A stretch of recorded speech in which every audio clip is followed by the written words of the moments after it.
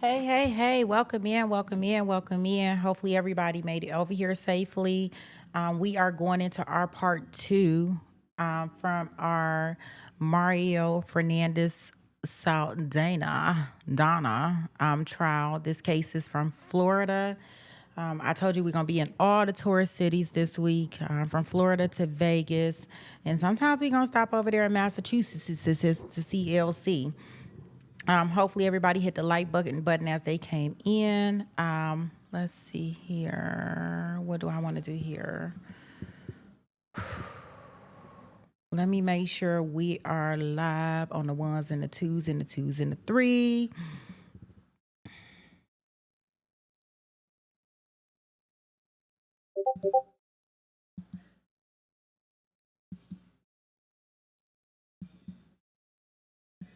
Hold on one second.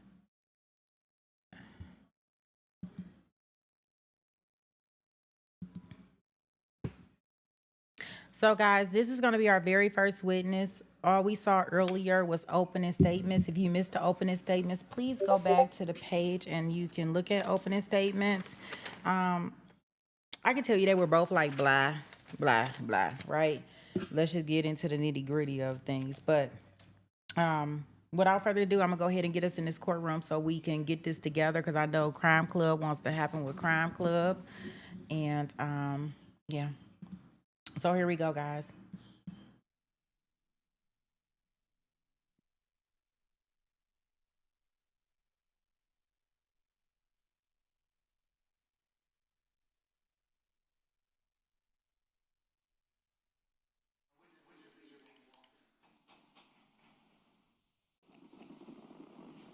All right, welcome back, everyone. Everyone may be seated. Members of the jury, we hope that you enjoyed your lunch. Just to remind you where we are procedurally, the state and both the defense have given their opening statements. I turn to the state of Florida to open its case by calling its first witness. Your Honor, the state calls Janelle Cruz. Janelle Cruz, please.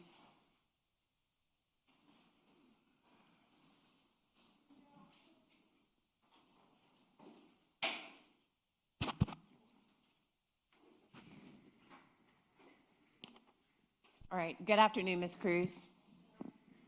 If you could walk all the way forward, please. Please raise your right hand to be sworn in. Ma'am, do you solemnly swear or affirm the testimony you're about to give will be the truth, the whole truth, and nothing but the truth, so help you God? Right this way, ma'am. Ms. Stifler, is your microphone on? Okay. You may proceed. Thank you, Your Honor. Good afternoon, ma'am. Good afternoon. Could you please introduce yourself to our jurors and spell your name for our court reporter? My name is Janelle Cruz, Jonellecruz. And Ms. Cruz, where are you from? I am originally from Guam, residing in Kansas City, Kansas. And are you in a long-term relationship with someone? Yes, ma'am. Who is that person? Shane Borja? And do you have any children? Yes, I do. How old are they? I have a 27, 24, and 13-year-old. And Ms. Cruz, could you tell the jury what your prior work history is? I worked with Baptist Primary Care in a medical clinic doing front desk clerical work. Okay. And how long have you been in a relationship with Mr. Borja? 5 years. I want to talk to you about February of 2022. Yes, ma'am. Were you and Mr. Borja living together in Jacksonville back in February of 2022? Yes, that is correct. What area of town were you living in at the time? South Side. And specifically, I want to talk to you about a night, February 16th, 2022. Do you remember that night? Yes, ma'am. And in that night, were you in the sanctuary area of Jacksonville Beach, Florida? Yes, I was. Prior to arriving at that particular location, what had you and Mr. Borja been doing that evening? We had gone to return a motorcycle to one of his friend's house in Jacks Beach. And what area of Jacksonville Beach was his friend's house located in? The house was located across the Baptist Hospital and that school that's located there. And when he went to drop off the motorcycle, what did you do?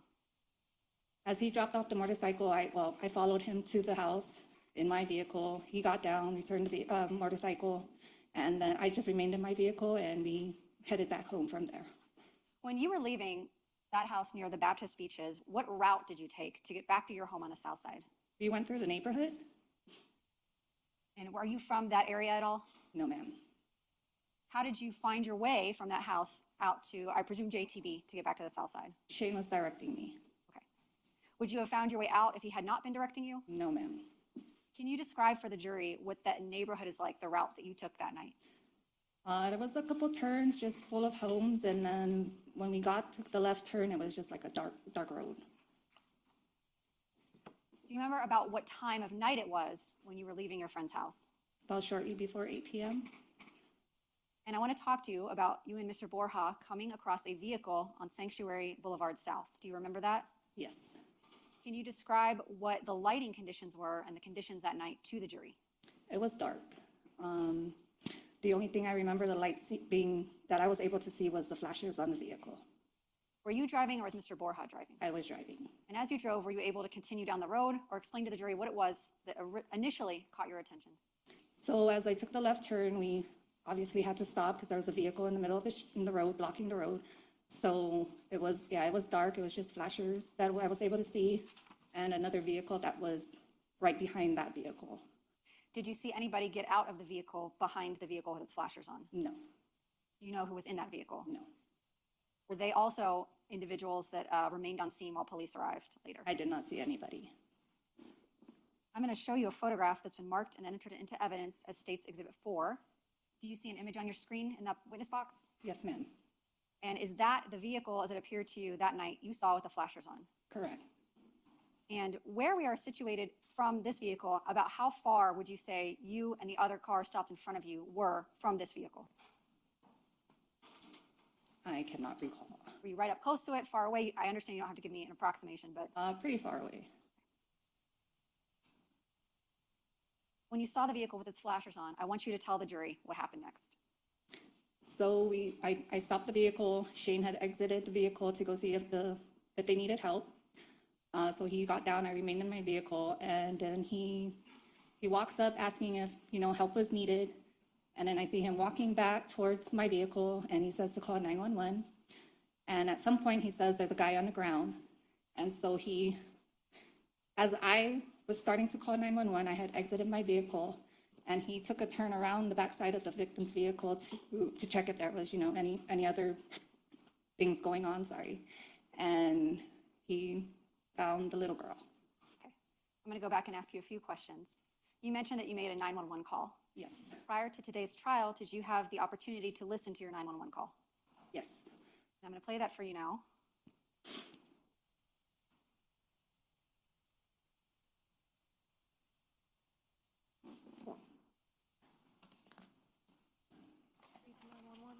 Sure, so transfer.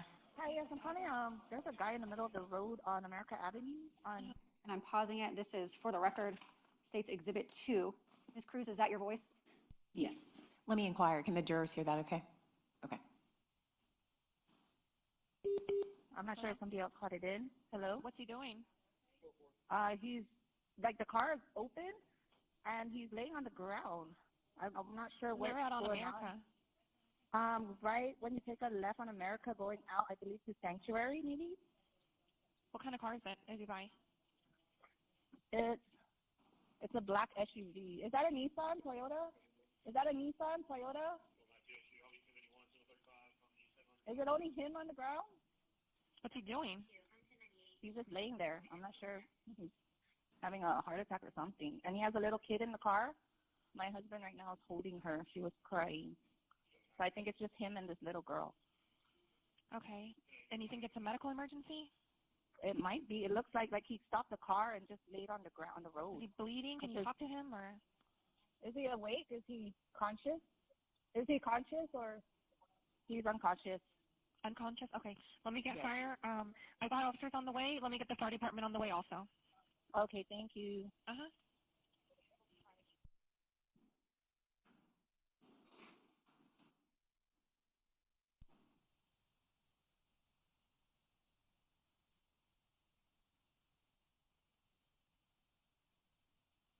Ms. Cruz, when you made that 911 call, did you see anybody lying on the ground? No, I did not. And what you were relaying to the operator, is that what Shane, Mr. Borja, is relaying to you? That is correct. You mentioned the 911 call that your husband brought a child to you. That is correct. Can you describe for the jury her appearance when he brought her to you? She was shaking. She was like panting as if she's been crying.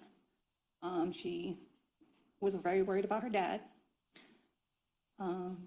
She kept asking, she was telling us that her dad is hurt on the ground along those lines and asking if the police was going to help her daddy.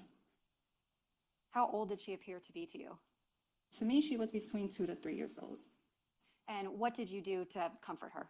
So when Shane brought her to me, I took her from him and I grabbed a blanket that I had in the back of my vehicle. I wrapped her in it and we just remained in my vehicle till the detectives came to retrieve her from me. So you mentioned that she made some statements. I want to ask and go through those specifically. Yes, Did she say if she had seen or heard anything? she heard a boom. And then she was mentioning her daddy. Did you take that to mean that the man on the ground was her father? That is correct. What did she say specifically about what she saw? Along the lines of, I can say something along the lines of, my daddy's on the ground, my daddy's hurt, and is the police going to help my daddy? That's pretty much what she kept repeating. And were you asking her questions, and was she able to respond to your questions? That is correct. I was trying to distract her from the whole scene. What else did you ask her? I asked her where her mom was, and she replied with, at home with my baby sister. I asked her name, how old she was, and she had some like dirty mouth, and I asked her, I said, what did you eat? She's like, I had ice cream. Ms. Cruz, while you were with the child, did you take a little homemade video on your cell phone of her? Yes, I did. Can you explain to the jury why you did that? It was just for myself, memory of her, she was just the cutest, bravest, strongest little girl I've ever met. Ms. Cruz, prior to today's trial, did you have the opportunity to review the video you took that night? I did. I'm going to play it for you. It's been entered into evidence as State's Exhibit 1. And I'm showing you on your screen. Is that you? That is correct. On the left? Yes, ma'am. And on the right side where my cursor is that the child? Yes, ma'am. And is this the video you took that night? That is correct.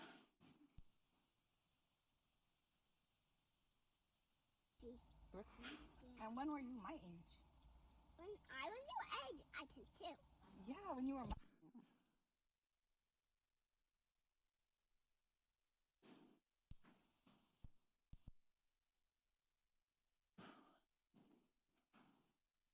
Oh, there we go.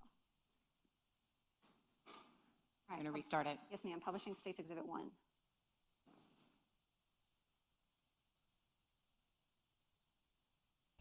Brooksy? And when were you my age?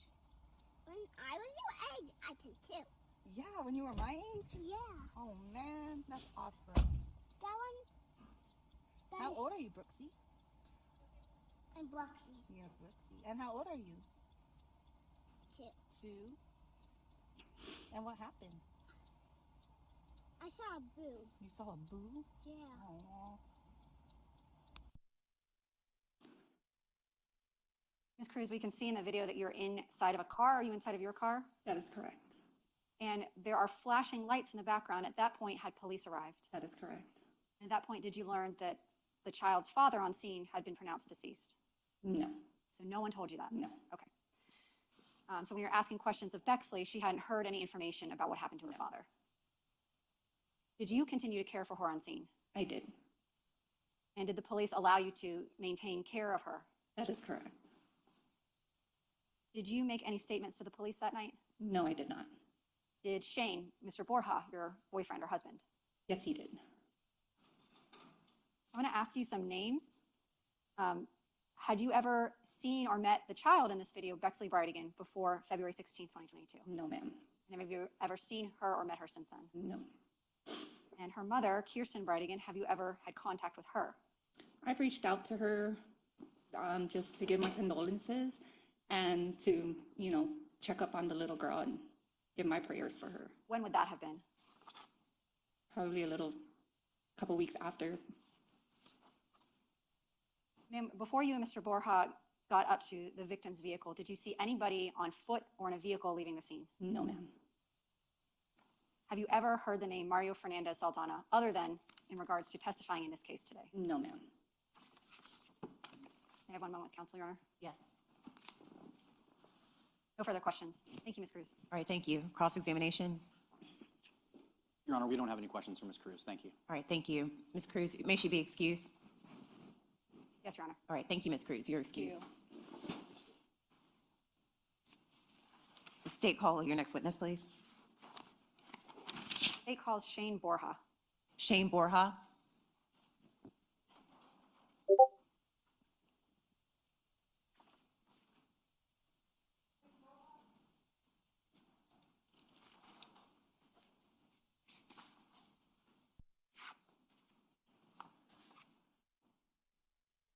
Good afternoon. Mr. Borja, come all the way forward. All right, sir, if you please raise your right hand to be sworn in. Sir, do you solemnly swear or affirm the testimony you're about to give will be the truth, the whole truth, and nothing but the truth, so help you God? All right, thank you, sir. This way. Watch your step, okay?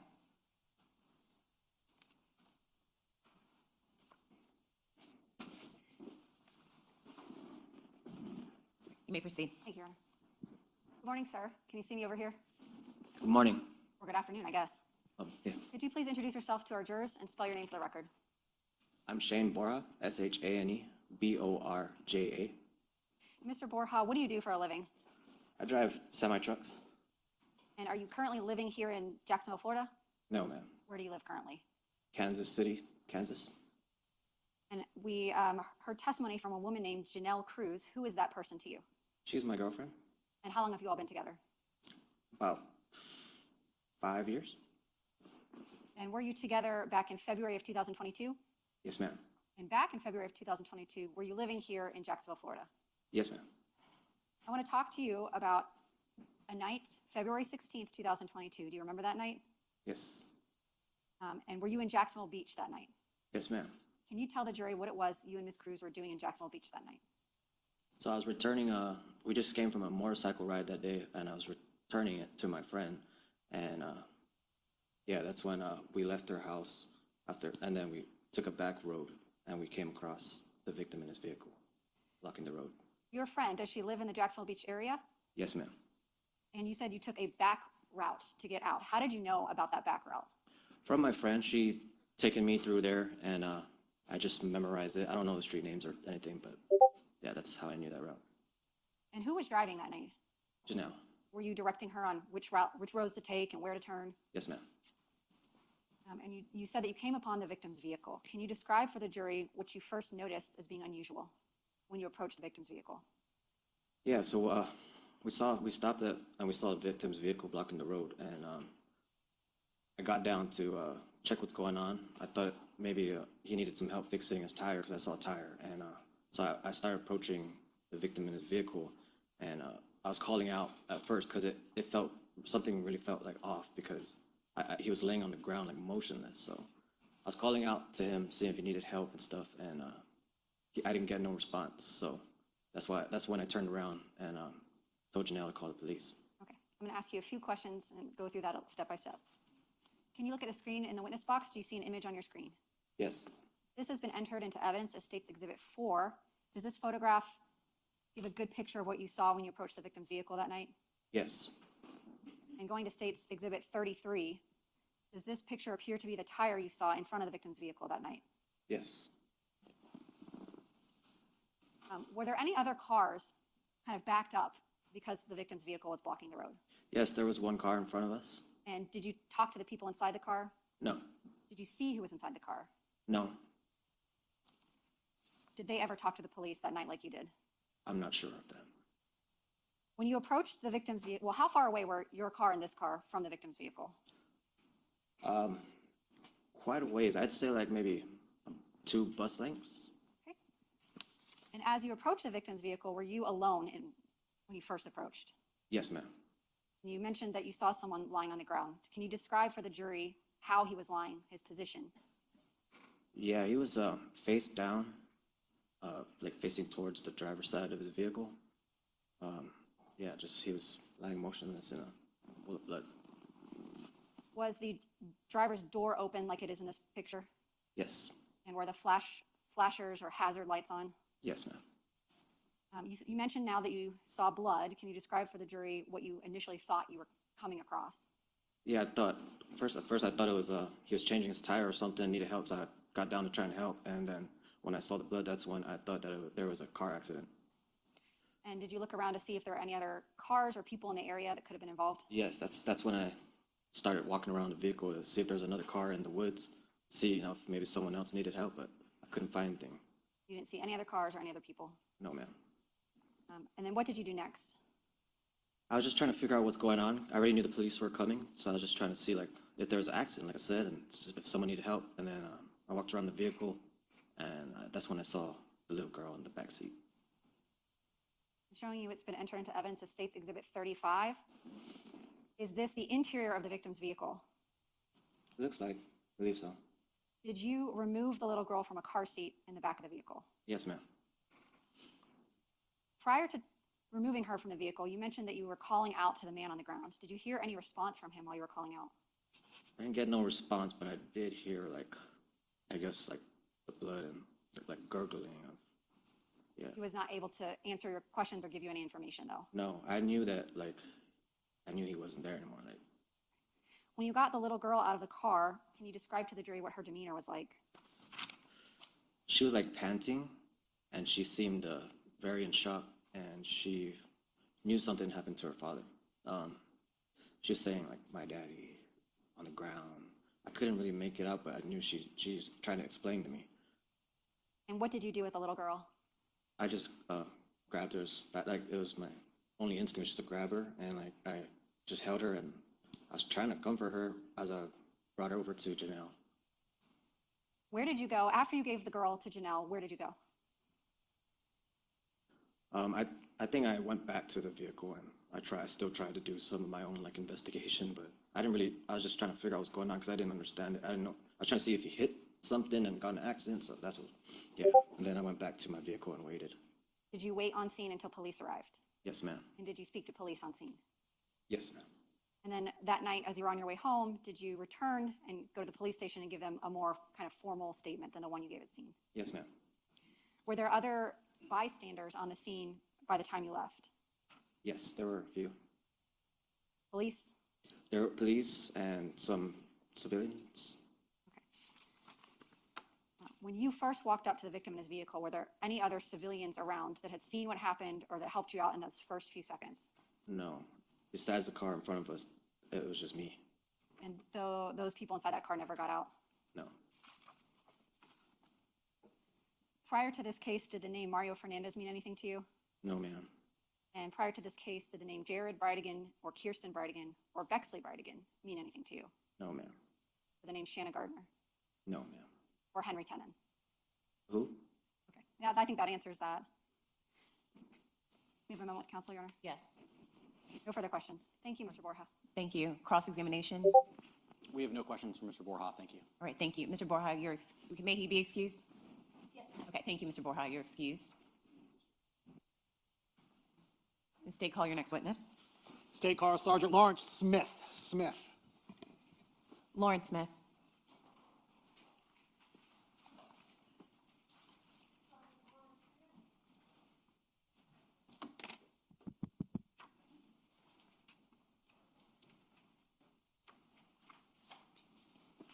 Good afternoon, Sergeant. Come on, all the way forward, please.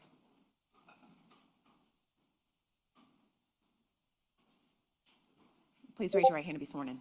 Sergeant, do you solemnly swear or affirm the testimony you're about to give will be the truth, the whole truth, and nothing but the truth, so help you God? All right, this way, sir.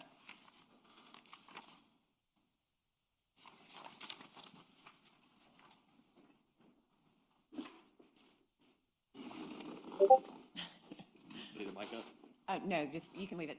Okay. Should be good. All right, you may proceed. May it please the court. Please introduce yourself to the jury. My name is Sergeant Lawrence Smith of the Jacksonville Beach Police Department. And how long have you been part of the Jacksonville Beach Police Department? Been with them for a little over 19 years now. Give the jury an idea of your training and experience that allows for you to be a sergeant in the Jacksonville Beach Police Department. There's a process. There's a become a sergeant, you have to be a corporal first, and there's processes you have to go through to kind of prove yourself to be able to supervise and lead others in all aspects of law enforcement. That would be the way you became a supervisor, but it also goes back to your own training, personal training. Are you a sworn law enforcement officer? I am a sworn law enforcement officer. Did you graduate from the police academy? I did graduate from police academy, yes. And in the beginning of your career, what kind of work were you doing? Beginning of my career, I started off as a patrol officer, and I also was very interested from day one in crime scene investigations, so I joined the department's crime scene unit. At the time, we were called evidence technicians. We have since changed that name to crime scene investigators. But I joined that, and I was kind of the boots on the ground investigator for about 5 years until I was promoted. You were promoted first to a colonel, then to a sergeant. I was promoted first to corporal, but I was able to remain a crime scene investigator as a corporal.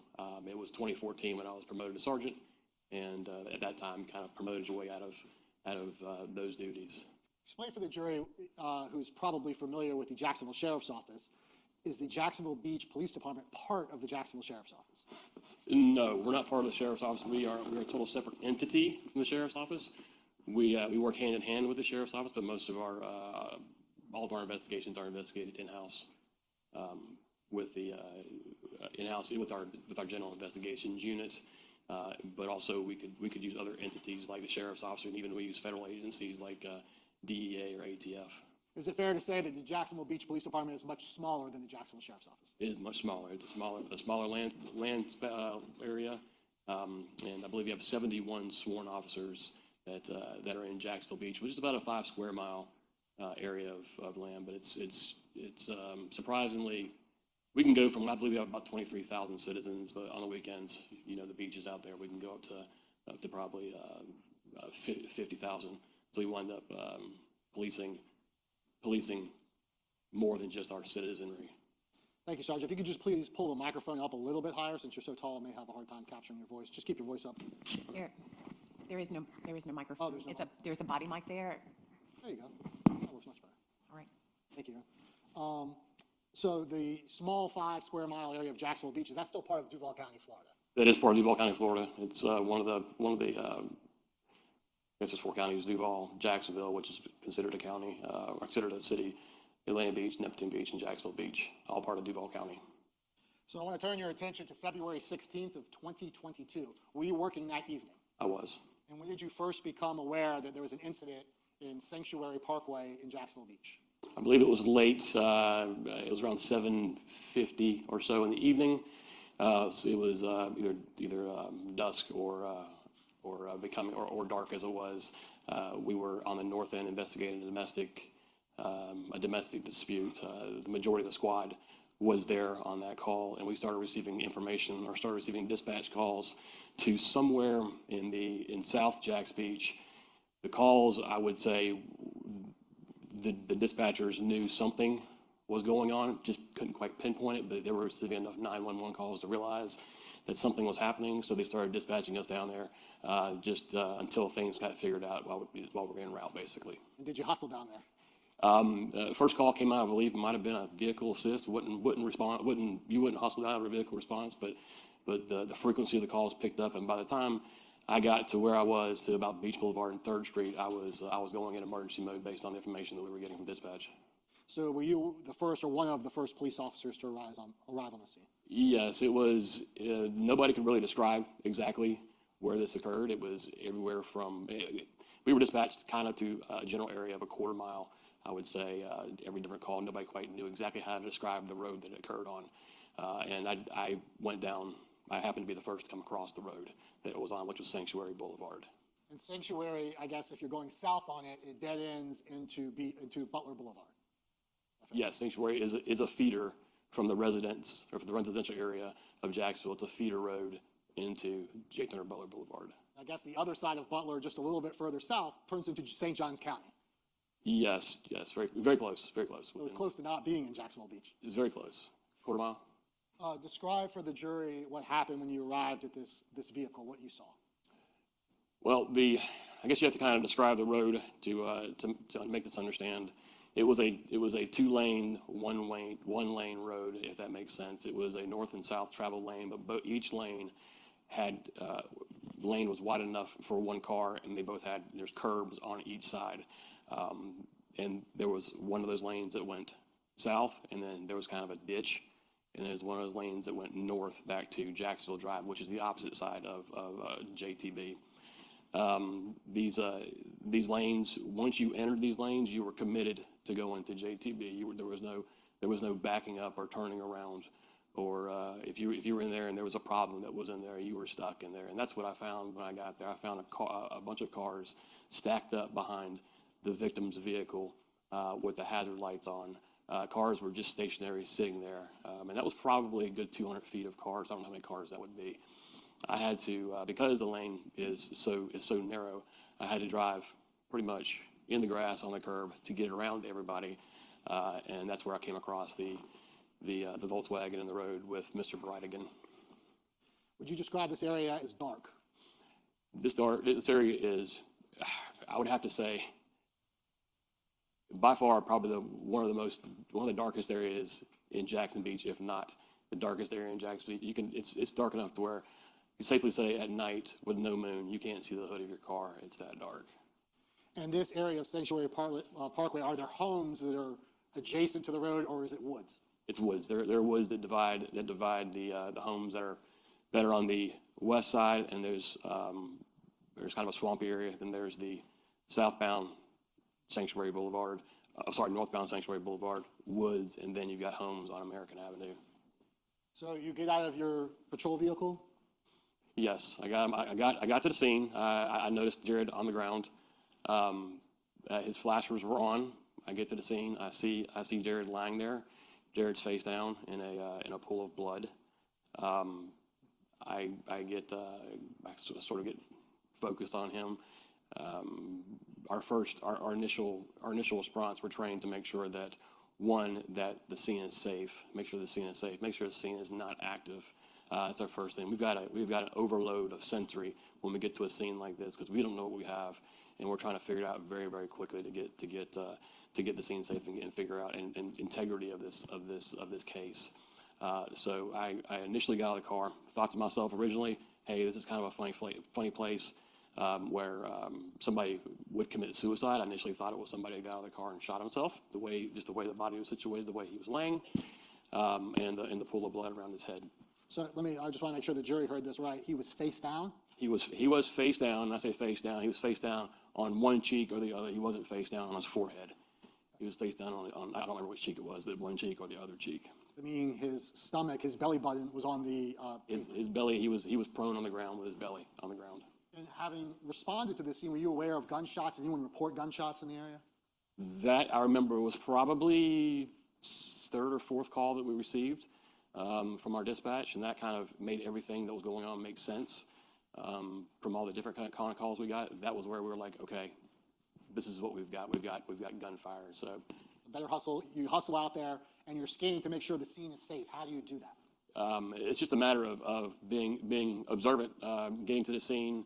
You really are trying to focus on the injured person, but you also got to make sure that there's nothing going on. There's not an argument still going on. There's no cars that have just sped away. There's nobody that's potentially still there that could be armed, wanting to do more harm. But it's just kind of a plethora of things that run through your mind in an instant when you get there. So were you able to quickly determine that there was likely no other danger in the imminent vicinity? Yes, when we got there, there was no signs of struggle. There was no yelling, no cars speeding away. We didn't get any information of cars speeding away. It was pretty quick that we discovered this. This was not an active scene. Okay. So once you make sure other lives are safe, do you focus on trying to help the victim? Yeah, now it's time. Once everything's safe, now it's time to focus on the victim, trying to save his life. What did you do? I went up to Mr. Bridegan, checked his carotid artery, did not fill up pulse. I then rolled Mr. Bridegan over and began CPR on Mr. Bridegan on the side of the road. I did that for a minute or so until my partner came up, and he actually came up and told me that there's a child in the car. That's what I heard. There's a child in the car. He actually said there was a child in the car. I heard there is a child in the car. So he said, let me take this over. You need to do what you need to do supervisory-wise. So I passed off my portion of the CPR. I passed off to him. He continued CPR. I went to the car. There was no child in the car.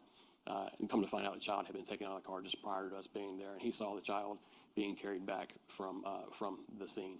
I never saw that. I never saw the child. So you're no longer doing CPR because you're kind of the senior officer on the scene. Yeah, he knew that I had things I had to do right now. Things were calm.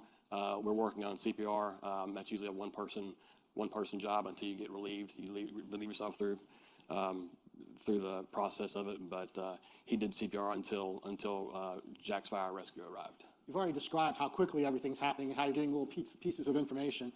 What kinds of information were you gleaning while you were doing CPR on Mr. Bridegan? Well, like I said, my initial thought was that he committed suicide. I don't know why. I don't know why that came to my head, but it was my initial instinct. And as I rolled him over, I noticed 2, if not 3, shell casings under or near his body. And at that point, obviously, I realized that it was more than just a suicide. Typically, people don't shoot themselves multiple times. Absolutely not. Okay, Yes. And there was no gun on the scene. Didn't see a gun. Did you notice anything on his hands? Yes, I did notice. Well, I got. Excuse me. Yes, sir. Take your time. I've dropped the mic a dozen times. It's still on? Did I break it? Okay. When Jack's Fire Rescue, when they come out and they pronounce somebody deceased on a scene, out of dignity for the person, they usually put a sheet over the deceased body just to cover him up out of respect. This sheet was over his body, but his left hand was still out of the sheet, and I noticed the ring on his left finger. I noticed his wedding ring on his left finger hit me in a way that an emotional way for me. I'm married 30 years. I saw that ring, and I just thought, wow, we're about to give somebody the worst information of their life. Okay. Did you also, during this process, notice the pockets of Mr. Bridegan and whether or not he had been turned out? In other words, was there any sign of a robbery? There was no sign of a robbery. I believe his phone was still in the car. I believe his wallet was attached to his phone.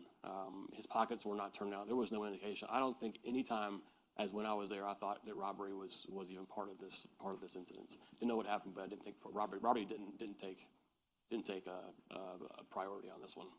So at that point, you see the multiple shell casings. It's a homicide. Someone's calling the phone, because you mentioned the phone was in the car. Do you recall that someone kept repeatedly calling Mr. Bridegan's cell phone that was in the car? There are this is almost 5 years ago, and there are memories that kind of come and go, but there are very few vivid memories I have of this case. They were all kind of emotional. One being the ring on the finger, and 2 being when Kirsten started calling. When I saw on the infotainment center, the center console, where you have your music and all that stuff, somebody calls, their name pops up. I saw Kirsten's name pop up, and then probably 3 or 4 minutes later, I saw the name pop up again. It stuck with me that her name is very close to my wife's name, so I kind of read that as my wife's name. So it touched me in a way. And then as the evening or as the scene progressed, the frequency of those calls came in more and more, almost like you can tell it was a panicky, where are you? You should be home by now. What's going on? Mr. Mizrahi? I think it's relevant to show who's calling the victim when he's been shot and killed, so I think that's relevant. Okay. Let me see you at sidebar.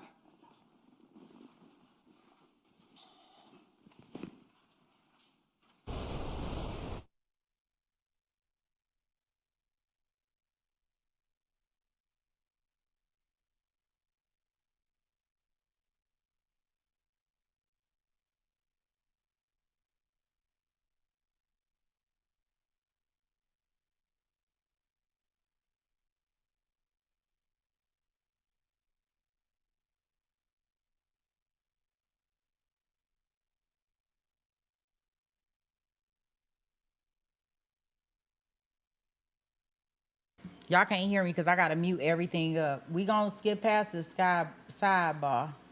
Oh, no. It was quick. It was too quick for me to even pass it. Okay, here we go.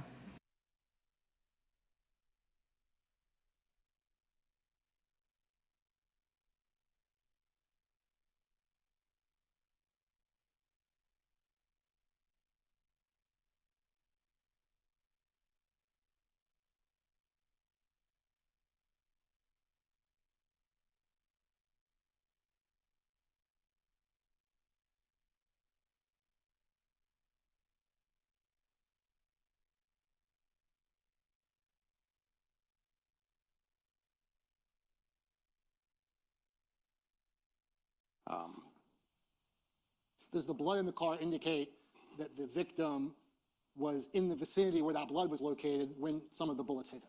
Yes, and some of the bullet strikes in the car would lead one to believe that the person was shot inside the car. And obviously, when you got there, I think you've already indicated that the door to the Volkswagen was open and the flashers were on. Yes, sir. Did you notice the tire? Yes, I did. There was a tire that was mostly in the middle of the road, enough for a road obstruction in the road in front of the vehicle. And I noticed the Volkswagen was kind of cantered on the road to where it was possibly he might have been getting out of the car to move the tire, or the tire was definitely impeding his traffic. And you don't know whether the tire had been moved by the victim to any extent, if at all? No idea. We'll go through a few of the pictures so you can describe what you've already described so the jury can get a visual of them. Okay. We'll go through them relatively quickly. We're going to call another witness to go through them in detail. But was a walkthrough video conducted by one of your evidence technicians at the scene? There was, yes. Is that what we see here in State's Exhibit 3? I'm not seeing it moving, but I believe it is. It's not moving, but that's a still of it. Okay, so yeah, more likely that is. With the flashlights, it was so dark back there, you had to use flashlights, kind of like the scene for the camera, so flashlight would make it, yes. Now that I hit the button, you can actually see it moving. Yes, and there's a lot of flashlights going around. So we'll go to State's Exhibit 4. You were describing the two lanes. If you could use your picture up on your screen to show the jury the southbound lane, they can see obviously the vehicle, and then the northbound lane. Is it a touchscreen? It is a touchscreen. Just like Okay, so this is going to be the southbound lane, kind of curves around and goes out to Jake TV. And this is the grass median right here that I talked about, kind of a swampy area here, about 20 feet or so of grass. Gets wider and it gets narrow in certain spots. And here is the northbound lane. You can see the two curbs here that would make it possible for anybody, this happened on the same side, make it possible for anybody to either turn around or go around somebody. And now we're going to fast forward to some pictures that show Mr. Bridegan, albeit with the sheet covering him, just for everyone to know. Showing you State's Exhibit 8 and then State's Exhibit 9. What are we looking at here? We're looking at Mr. Bridegan's body next to the vehicle. This is after he has been rolled over by me for life-saving try or life-saving attempts. What stands out with this, like I said earlier, his ring finger was outside of the white sheet, kind of near the curb. So I actually requested another blanket just to cover his hand. And we see a lot of people out there working. Are those members of the Jacksonville Beach Police Department? These are all members of Jacksonville Beach Police Department. And we obviously see a large tire in the road. Is that the tire you referred to? This is the tire we referred to, yes. Okay, I am going to fast forward now to State's Exhibit 20. Again, there is some images of Mr. Bridegan in these photographs. So fast forwarding to 20.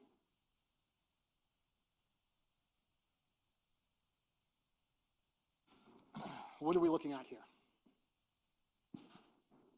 Are we referring to his left leg? Well, no. Well, first of all, the pockets. What do we notice about the pockets? Oh, pockets are in. Pockets have not been touched or turned out, which would indicate this wasn't going to be most likely wasn't a robbery. I think pockets be turned out, wallets be taken, cars. See that rescue had tried some additional life-saving measures. That's not something you did. That's something rescue did. That's rescue does to check for any sort of life or any sort of, I'm not sure what they're looking for, but. See some placards here. Is that going to be marking of potential evidence like shell casings and projectiles? Very well could be. I'm not sure. It might actually be the marking of his body there, but you can see in number 4, that's a shell casing. So that's what you described when you got there. You're like, oh, wait a second, this isn't a suicide. Yes, this is when I rolled him over and I started seeing these things, and it really kind of brought it together. Fast forwarding to 25. Is that the ring finger that you described? That is the ring finger I described, yes. Fast forwarding to 28. Is that going to be the marking of a projectile that was found underneath the victim's body? That is a projectile, and that is a very unusual projectile. It's not something we see commonly with pistols, with handguns. But honestly, when I first saw it, I didn't know what it was. I can ask some more questions to lay a foundation here. All right, you may. Yes, that's a. Well, Sergeant, let me ask you a question. In part of your 19 years of training experience, do you know a lot about guns? I am familiar with majority of guns. I'm not saying I'm a gun person, but I know how to make them safe. I've seen most guns use pretty similar ammunition, and this is not one of those guns. And in the course of your training experience of being an evidence technician, do you come across projectiles at crime scenes that you have to photograph and collect and things like that? Projectiles are extremely important on crime scenes. Projectiles can lead a bullet, or a projectile being a bullet that's expelled from the shell casing. That can lead back to a gun, which can lead back to a suspect. And we have experts that will be coming later, but just based on your first glance of this, you thought it was an unusual type projectile, excuse me. I originally did not know what that was. And then fast forwarding to number 36, stage 36, what are we looking at here? That is blood in the car, and up near the steering wheel, there is a bullet strike. Okay, so the red, what you've just circled is a bullet strike. If you could go now and circle where you see blood. Down here is where I'm seeing the blood in the car. And that's obviously on the inside where the gear shift is and away from the door. That is, yes, that is the center console. It would be where the driver's right side would be. And then I guess we can go back to stage 36, excuse me, 34. We also see some blood here. Yes, there was obviously there's blood here, and there was blood, I believe, that was kind of up in this area here, but there definitely was blood along this B-pillar / door frame. As a sergeant in Jacksonville Beach, were you the lead investigator, or did other detectives take control of the investigation of the case? I was not the lead investigator. I was the lead investigator is going to be part of our GIU unit. They're the ones that take over. I supervised. I was not the lead CSI either. I supervised the unit, the CSI unit, as kind of a support role for them. Extra eyes, a little more, just basically in a supportive way to help them get their job done. Worrying about things about search warrants and the importance of certain evidence.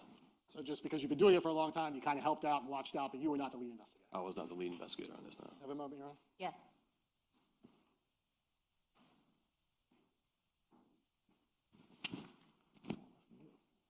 That's all the questions I have, Your Honor. All right, thank you. Cross?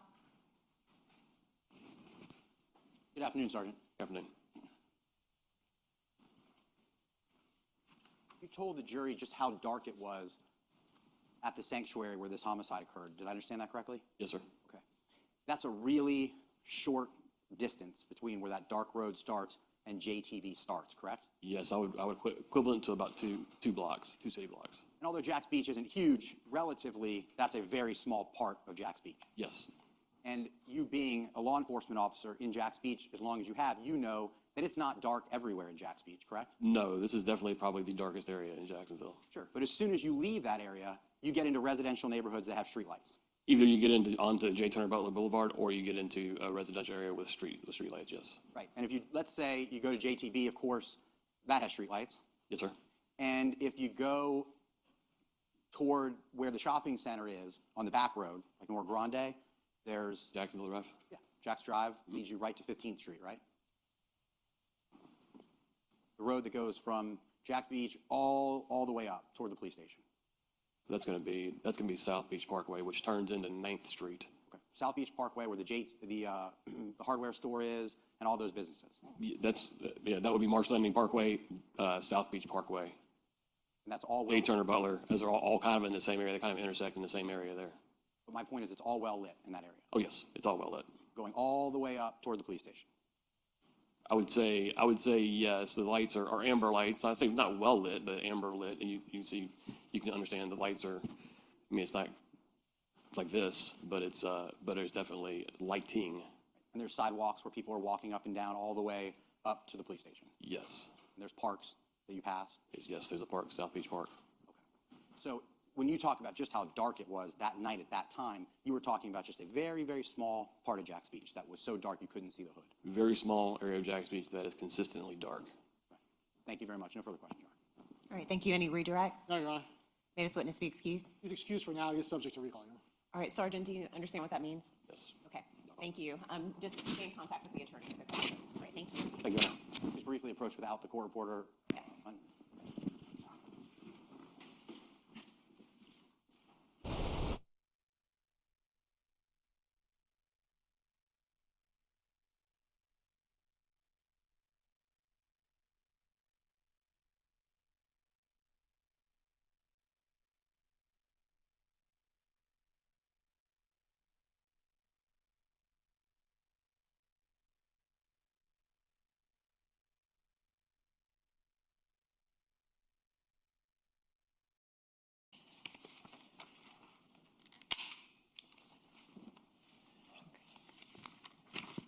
Give me just a second.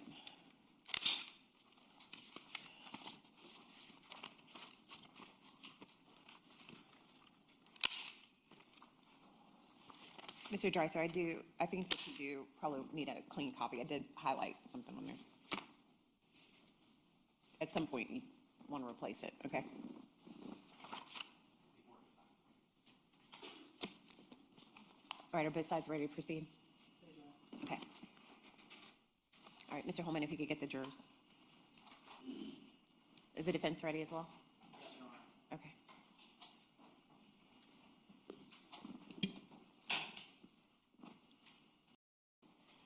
All right, good afternoon.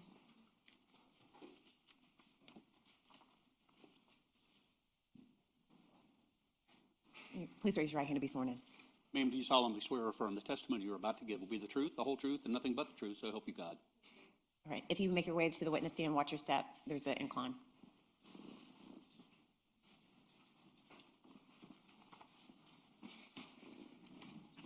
You may proceed.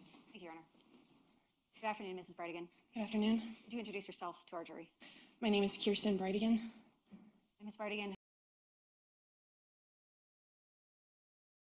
Muting myself. I'm going to slow this down a little bit, guys. This is his wife. Okay? So I'm gonna take this back to normal speed so we can listen to what the wife has to say about that evening. Oh, my.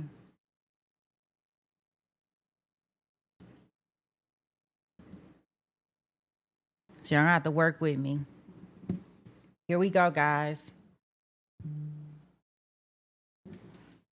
Okay, Susie, you be safe. His wife is now about to testify. So this is the victim's wife. This is Jared's wife.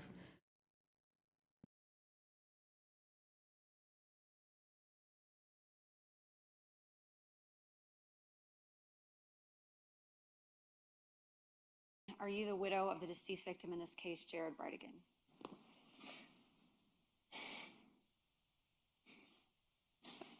I am. I'm going to start with a couple questions into your background, okay? Where are you originally from? I was born in California, but raised most of my life in the Seattle, Washington area. And what's your educational background? I have a bachelor's degree. What brought you to Jacksonville, Florida? Jared, we had met on a dating app when I was living in Charlotte, North Carolina. And when we decided to get married, I moved down here to be with him and the kids. Let's a little bit more information about that. What year did you meet Jared Bridegan? Early 2017. And at the time you were living in Charlotte? I was. And you all developed your relationship. Tell the jury very briefly how it was you came to get married and ended up here in Jacksonville. So like I said, we met on a dating app, and then he drove 7 hours up to Charlotte to take me on a first date.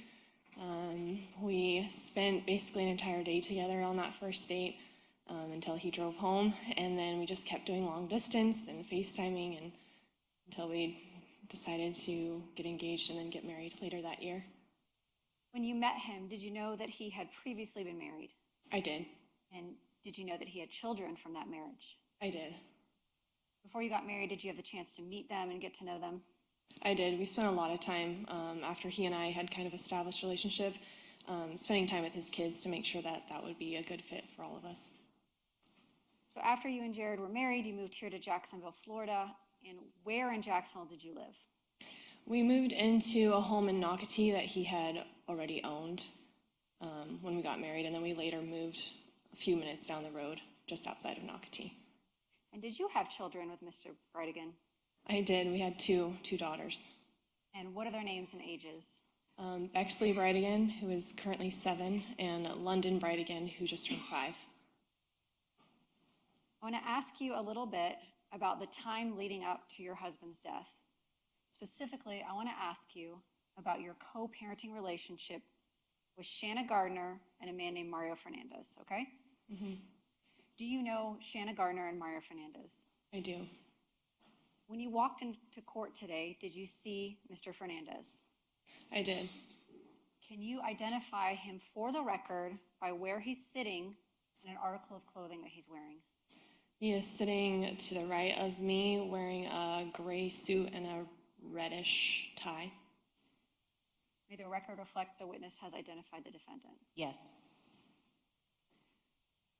When you first married Jared, was he still involved in litigation from his divorce and leading into child custody issues with Ms. Gardner?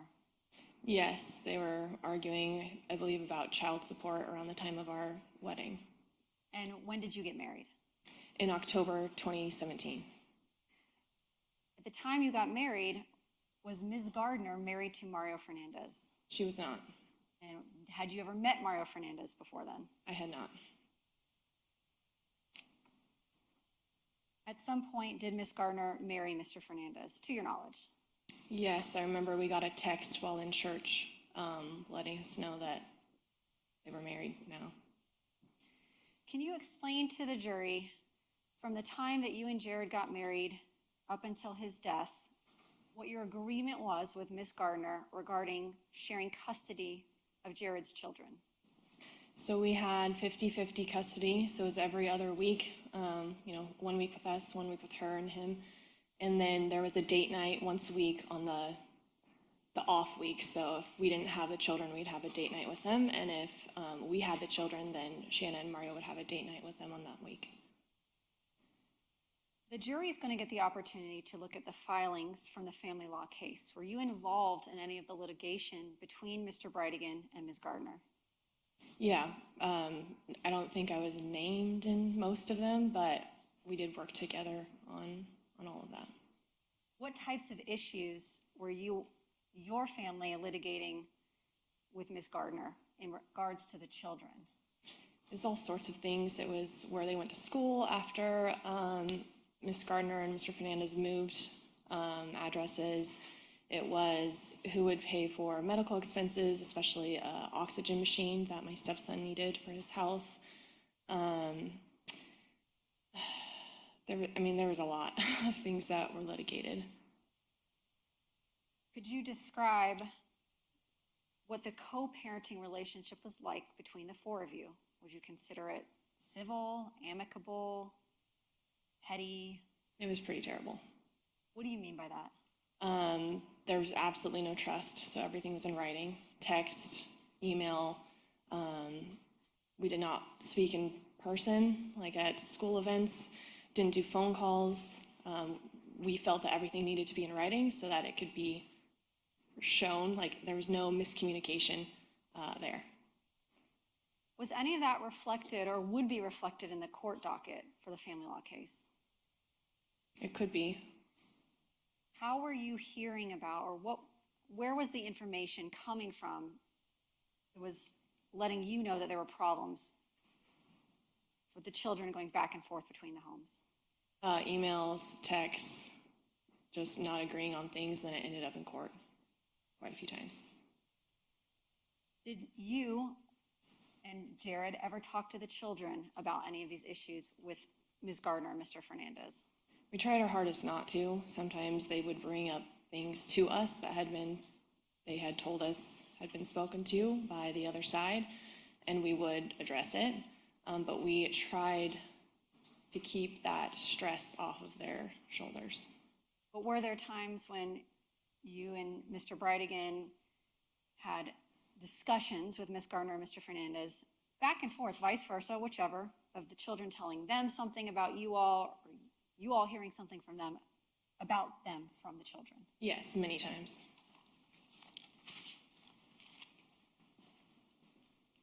And you mentioned that everything was in writing. Did you or Mr. Bridegan speak with Ms. Gardner or Mr. Fernandez in person or by phone, or was everything in writing? There might have been, just casual remarks at a doctor's office or a school event, but we really tried not to have verbal communication. When you went to school events, describe for the jury how that interaction was between yourself and Mr. Bridegan and Mr. Fernandez and Ms. Gardner. When it was something where all four of us were at, it was very tense. You could just feel the tension. Jared, he would kind of retreat into himself and be quiet and not want to make eye contact. So it's not a comfortable experience ever. Were you all able to co-parent such that you could attend parent-teacher conferences together, doctor's appointments together, school events together? We tried our best not to. We had separate parent-teacher conferences. There would be doctor's appointments where we were there, dentist appointments when they would come to just be there when it was on our week. There was one specific doctor's appointment for our stepson where they were going over details of some medication, where all four of us were there to make sure we're on the same page as far as his care. But typically we tried to keep those separate. Was there ever a point in time where the co-parenting relationship was improved or better, or was it generally always tense and difficult? There were little moments here and there where it was kind of oddly calm, like just kind of waiting for something else to drop. But I would say the vast majority was pretty tense. When you had your own children, starting with Bexley and then London, did that cause any kind of improvement or difference in the relationship with your co-parents? I personally felt that it made it worse. I felt like after that, the things that my stepkids would come home saying, it kind of intensified as far as like the negativity they were hearing. And to be fair, some of that negativity was also coming from your side towards them. Yeah, we did not like each other.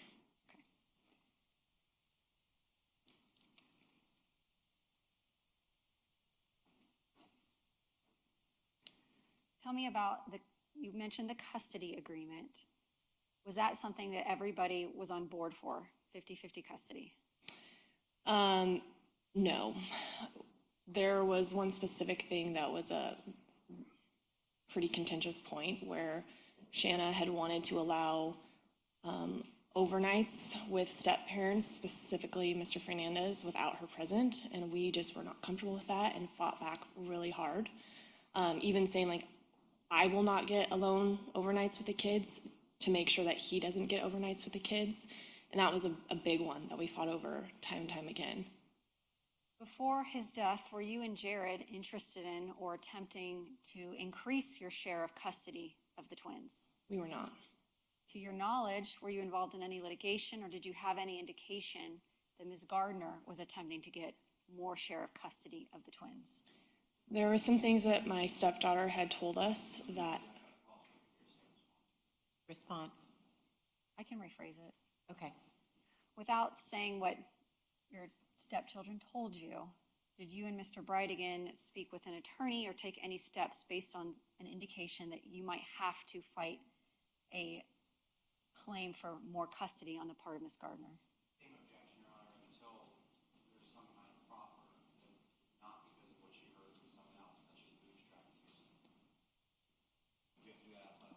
Let me see you at sidebar.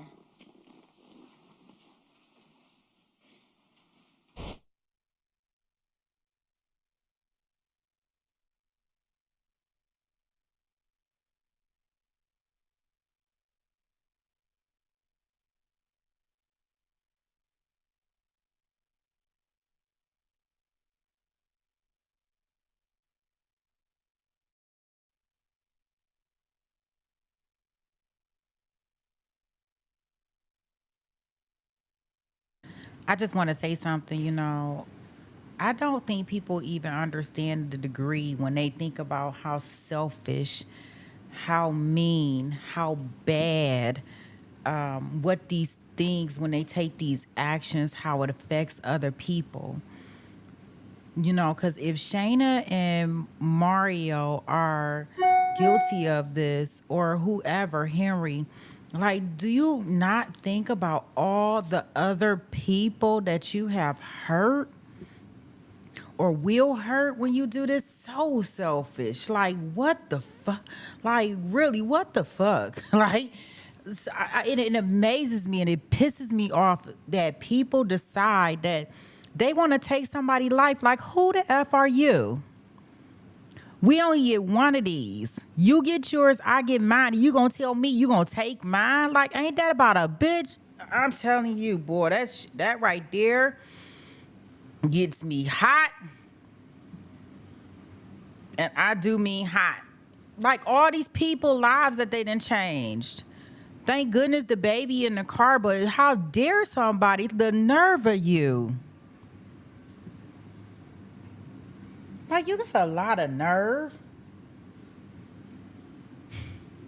Like who do you really think that you are? Like, I don't know, like that is enough to make me high, y'all. I probably would lose my shit because I just can't stand when I think about the deep-rooted issue in this. Like, how dare you? Proceed. Like, how dare you? But I'm gonna put us back in here. I know it's late, but I can get on my rants. Welcome in. Oh, man, but let's go.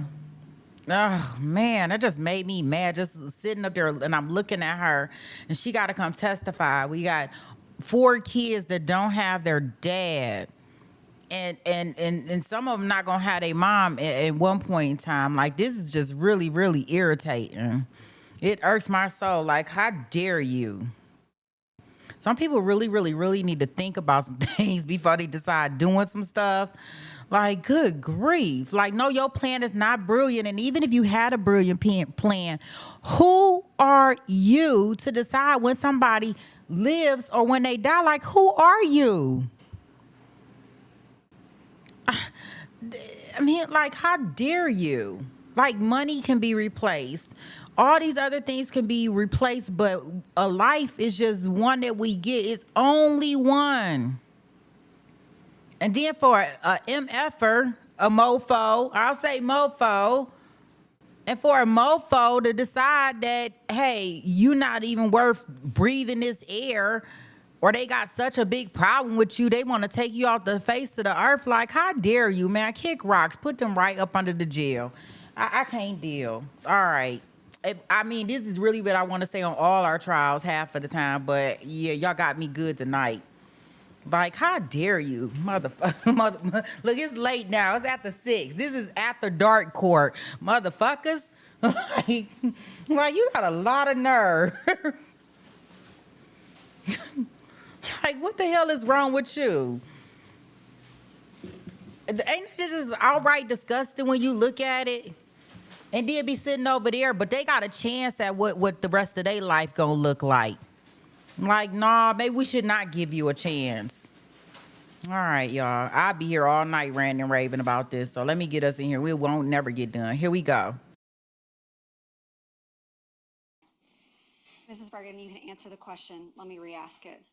Without saying what the children talked to you about or your conversations, leading up to Jared's death, were you and Jared making arrangements and preparations for a potential, I won't say battle, but litigation regarding a custody claim by Ms. Gardner? We were. Did that include speaking to your family law attorneys? Yes. Gathering documentation? Yes. Okay. Leading up to Jared's death, were you also making arrangements for Jared's daughter, your stepdaughter, to be baptized in the Mormon Church? Yes, she had expressed a desire to do so. And did you and Jared, were you practicing members of the Mormon Church before his death? We were. And were you taking her to services, or is that what you call them, services? Yes, yeah, we were. Okay. And were you helping her prepare for the baptism, making sure that she had the appropriate outfit, the appropriate classes or training or whatever it was she needed to do in order to get baptized? We were. In our church, children are usually baptized at the age of 8, and she was 9. And we just wanted to make sure she knew what that meant, what a baptism means, what it means to make that decision for her life. So yes, we were talking about it at home. She was receiving what they call lessons, like just going over, the beliefs and everything. And she and I had talked about picking out a dress, and then she actually ended up going shopping for one with her mom. Okay. And did you and Jared have, without saying what it was, correspondence regarding her decision to be baptized? Between the two of us? Between yourself and Jared and Ms. Gardner and Mr. Fernandez? Yes, we did. Was there back and forth between the two sets of co-parents regarding her decision to be baptized? Yes, there was. And do you remember how close in time before Jared's death that back and forth correspondence was between yourself and Mr. Bridegan and Ms. Gardner and Mr. Fernandez? I believe it was the month or two leading up to his death. I want to ask you, go back to date night. Okay. Was date night something that you all agreed on in writing? Yeah, it was part of the parenting plan. And what was the schedule for date night? So it was Wednesday nights on the week that the parent A didn't have the child, then parent A would get Wednesday night, date night. And it was always Wednesday evenings. The time itself shifted slightly, like a few months before Jared died because of, am I allowed to say names or just step? Since we're talking about minor children, for purposes of the record, you can refer to them by their initials. So I'll ask you that. Jared's children with Ms. Gardner, are male and female children. We're going to call them A, B, and LB. Are those their initials? Yes. Okay. Okay. So the time shifted slightly because AB was now in a different gymnastics schedule. Where did she do her gymnastics? At a facility just a few minutes down the road from our home. In Nocatee? Just outside of Nocatee. How long had date night been a regular routine between the co-parents, parents A and parents B? I believe the entire time of my marriage to Jared, and I believe since the divorce. So several years? Yes. And was it always Wednesdays in the evening? Yeah, as far as I can recall, it was always Wednesdays. Did you participate in date night? I did up until the birth of our second daughter, and then postpartum baby sleep schedule just made it a little bit difficult, and so Jared would take our daughter Bexley with him on date nights with the twins. And you mentioned the birth of your second daughter. When was your second daughter born? In August of 2021. And so in the months leading up to Jared's death in February of 2022, were you attending date night? I was not. Did Bexley go with Jared to every date night? Yes.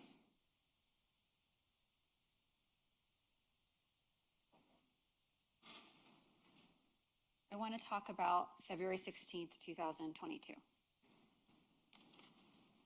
Prior to, was that a date night? It was. And how did you all make the plans for what you would do on date night? Did you coordinate with the other parents, or did you just pick up the kids and do what you all wanted to do with them? Yeah, typically there wasn't any coordination. It was just, this is the time you pick them up, you do whatever you want to do, and then the drop-off time was the same. For date night, how did the drop-off and pickup work? Did you go ring the doorbell, hand the children off? No, we typically just pull up to the driveway of the other home, text here, and the kids would run out and get in the car, and then drop off. You pull up and just make sure the kids get inside. And that was vice versa, both sides is how it worked? Yes. And you said text. Did you have a group text with yourself, Mr. Bridegan, Ms. Gardner, and Mr. Fernandez? Yes, we did. And is that where all the written communication regarding the kids happened? That and email. So on February 16th, 2022, what had you been doing the day leading up to that evening's date night? I believe I had taken our two youngest to the store. We had done some chalk outside on the sidewalk. It's just a pretty average day. Jared had been working from home, so he was inside most of the time. Yeah, that's as much as I can remember right now. And that evening, did Mr. Bridegan leave your residence in Nocatee to go to the scheduled date night? Yes, he did. Was there any change in the schedule that night in particular? No. Mm-mm. What vehicle did he drive to date night? We had two vehicles. He typically drove well, I want to say always, but there might have been a time he didn't, but typically it was the black Volkswagen Atlas we had. And what other type of vehicle did you have? We had a Chevy Suburban. And who normally drove the Suburban? Whoever had all of the kids. So that was our big family car, but when we didn't have everybody in the car, we drove the Atlas. And when he went on date night, did Jared typically take that Atlas? Yes. So when Jared left for date night, what did you do that evening? I was at home. I put our daughter London to bed. My parents were over that night. We were watching some sort of show after she was in bed. Just normal evening at home. Did you have any communication with your husband that night while he was at date night? I did, and AB was also texting me from his phone during date night. Did you know where they were going to eat dinner that night? I believe AB told me. While she was there, she let you know what restaurant they were at? Yeah, I believe so. But you did not know prior to Jared leaving what their plans were that evening? No, he didn't typically make plans ahead of time. So it's just spur of the moment, what he was feeling like? Yeah. Did you know what time he picked the children up based on that group text that you shared with Mr. Bridegan, Mr. Fernandez, and Ms. Gardner? Yeah, there would have been a here text in that group chat. And while you were getting texts from Mr. Bridegan and from AB, was there anything unusual in their communications that caused you to be nervous or upset or think something was wrong prior to the actual homicide? Not at all. Did anything to you seem out of the ordinary for a typical date night? No. And at some point, did you actually call and speak to your husband that evening? Yeah, so I was on the phone with my brother, and Jared called me, and I three-way merged it. We all chatted for a little bit, and then my brother hung up to let Jared and I talk. And I remember Bexley telling me, "Mommy, we got ice cream." So just to pause you right there. Yeah. When he called you, do you remember what time of night it was? It was after it was after 7:45 when he would have dropped the twins off at their mom's house. And was there anybody else that you could hear in the car besides Jared Bridegan and your daughter Bexley? No. Were you on speakerphone? The car phone, yes. And just normal conversation. Was anything about that conversation unusual to you? Did Jared seem upset? Did he seem fearful? Had you have any indication that something happened out of the ordinary that date night? No, everything seemed fine. Bexley seemed happy. She got ice cream. Like, everything seemed normal. And during the conversation, tell us how the conversation ended. Without necessarily saying what was said, how did you get off the phone with Jared? It was strange, and I remember feeling like it was strange because after I was like, "All right, well, love you, we'll see you soon," he was just quiet, and I was like, okay, it was kind of weird, and hung up, but it was like a pause and just quiet at the end. Do you remember what time around you got off the phone with him? I mean, it's somewhere in between like 7:45 and 7:52, maybe. And he had already dropped the children, your stepchildren, off and was heading home, presumably to Nocatee. You were expecting him to show up. Yeah, he had said he was coming home. Okay, so describe for the jury when you realized that something was not quite right. Well, I was sitting on the couch with my parents, watching a show, and then, I'd already talked to Jared. He was on his way home. And then the time when he would usually be back passed, and I, didn't think much of it. It's like, okay, maybe hit traffic or something. And then it got a little bit later, and that's when I just had this just feel. Did you try reaching out to him by texting him or calling him? Yeah, I texted and called him. Did he answer or respond? He did not. And what did you start doing then? I kept calling him, and I would give it a little bit. I remember telling my parents, like, something's wrong. And they were trying to reassure me, like, it was probably fine. And I kept calling, and eventually I looked on my phone, like, was there an accident? Like, is there any news report of anything that would have caused him to delay? And I couldn't find anything. Yeah. So what did you do then? So then I got in the car. My mom came with me. My dad stayed at the house because our daughter was asleep. And I just decided I was just going to start driving towards the beach where he would have been to see if I could see an accident or anything and find out where they're at. Were you continuing to call him while you were driving from your home in Nocatee to Jacksonville Beach? I was calling him from my car phone the entire drive. Did somebody eventually answer? Yeah. Was it Jared? No. Was that person a police officer? Yes, it was. And after you spoke to that police officer, where did you drive to? They told me to come to the Jacksonville Beach Police Department, and that's where I drove to. When you arrived at the police department, did somebody advise you that your husband had been shot and killed on Sanctuary? No, it was actually quite frustrating because they wouldn't tell me anything. I saw my daughter, and she was okay, but I asked over and over and over, and they would not tell me anything. They just kept asking me questions. Did the police interview you, so to speak? Did they ask you questions about your background, Jared's background, his plans that night? Yep, they asked me what he was wearing, if he had any tattoos. They asked me a lot of questions. I just remember just getting very frustrated that they were asking me things and not answering anything that I was asking of them. Eventually, were you notified that night that your husband had died? I was. And that not only had died, but had been killed? Yes, I was told that he had been shot. Did the police give you any information about evidence or leads or suspects that evening? No, not at all. Did they ask you any questions about what you thought could have happened that evening? I don't recall them asking me that, but I offered up my own ideas of just my gut instinct, but I don't remember them asking me. I don't recall if they asked me that night.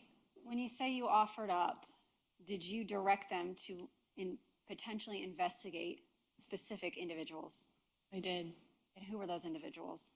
Mario Fernandez and Shanna Gardner. During your marriage with, and I'm going to circle back to that in a moment. We're going to get to how it is you came to offer that information. During your marriage with Mr. Bridegan, did you know him to have any long-standing disputes with any individuals? Did you guys have problems with your neighbors, with trees growing into your yard, or somebody from your past that caused you problems that you were in contact with, anything like that? No, none. Jared was the neighbor that would loan his tools or help with the project. Like, we had no issues with any neighbors, anyone that I knew of. Did Jared have a large circle of friends? No. Was Jared close with his family and talked to them frequently? In comparison to how much I talk to my family, I would say no. But I feel like that's par for the course with husbands versus wives. Yeah, but he did. He loved his family. Did Jared have any hobbies that were dangerous, like skydiving or going to Vegas and gambling, driving race cars? No. Did he go out of town frequently? Not unless it was a family trip. Did he travel without you often? No, I don't think I can recall a trip that he went on without me. Where was he working at the time of his death? He was working for Microsoft. And how long had he held that job? I believe he started there October 2021, or it was late 2021. Where did he work before that? He worked for Clean Simple Eats. And what is that? That's a health and nutrition company, like protein products, macros, meal plans type of company. Were you working at the time of Jared's death? No, I had resigned from my corporate job just a few weeks prior. And was that for any particular reason? We were comfortable on his salary, and I felt strongly about being home with our 2 young children. Were you all in any kind of significant financial trouble or debt? No, we were doing really well, thankfully. Did you know Jared to use drugs or drink alcohol to excess? No, he just really liked Coke Zero. And you and Jared, were you actively involved in your church? We were. And did you bring AB and LB and your daughters with you when you went to church, if you had them that week? We did, yeah. To your knowledge, were Ms. Gardner and Mr. Fernandez involved in the Mormon church, or any church, really? No, they were not. Ms. Gardner at one point had been a member of the Mormon Church. Is that true? That's accurate. And did you and Jared have any kind of difficulties in regards to religion and AB and LB with Ms. Gardner and Mr. Fernandez? Yes, we did. Was the baptism one of those difficulties? I mean, there was a little bit of disagreement on a couple of details, but we had a conversation where we were just like, this kind of strange how calm and agreeable they were to allowing her to be baptized like that. It was very strange to us. Did AB ever get baptized? She did not. So we went down that route with Jared and his job at Microsoft. Do you know if he had any conflicts at work or litigation at work or HR complaints he was going through? No, in fact, after his death, his boss and people that he managed reached out and offered condolences. They came to his funeral. Like, there was no... Did he work at an office or did he work from home? He worked from home. So on the night that this happened, the police were asking questions about his background. Did you offer some of this information that evening and in the days following? Yes, I gave them as much as I could. Did they, in the days following Jared's death, come to your house and ask to look at your firearms and your electronic devices? Yes, I even asked a friend to come over and help me make sure I found all of that and could give it to them in a timely manner. So yeah, they were at my house a few times. Did they take Jared's cell phone and his laptop and his work laptop and hard drive and whatever devices that you could identify as belonging to him? Yeah, they had the cell phone from that night. I never gave that to them. They already had it, but it's a work laptop, old computers that we had, hard drives that I found. I gave it all over. Did you provide them with a list of passwords that you knew Jared to use? Any and all passwords or passcodes that I knew of, I gave to them.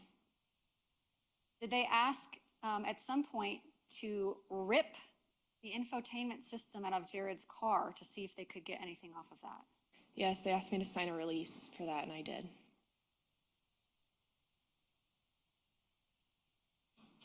I'm going to go through a couple photographs with you.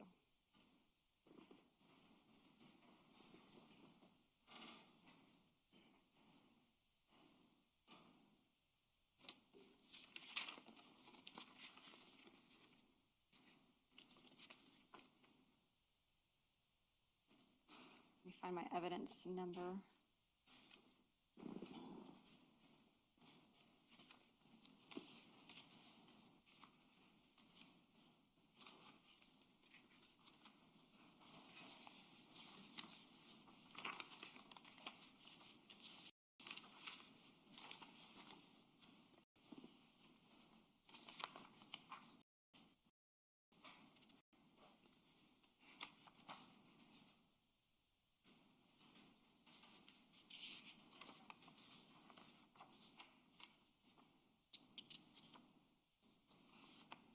I'm actually going to show you two photographs. Your Honor, may I approach the witness? Yes.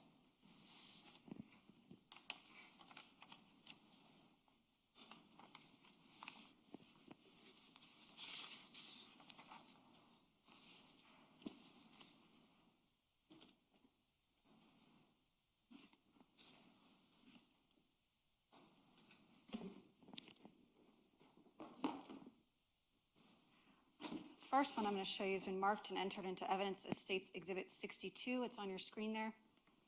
And this is a photograph as well. Is this your husband, Jared Bridegan? It is. And then I'm going to show you another photograph. This has been marked and entered into evidence as State's Exhibit 65.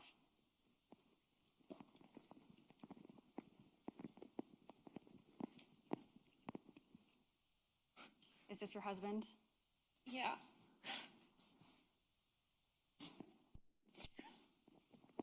Your Honor, may I publish? Yes.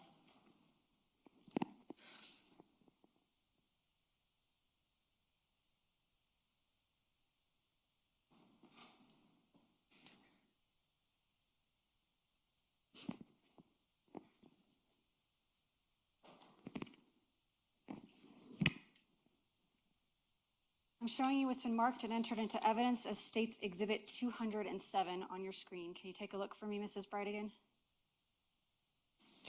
Who are the individuals in this photograph? It's Shanna Gardner and Mario Fernandez. I'm showing you a photograph that's been marked and entered into evidence.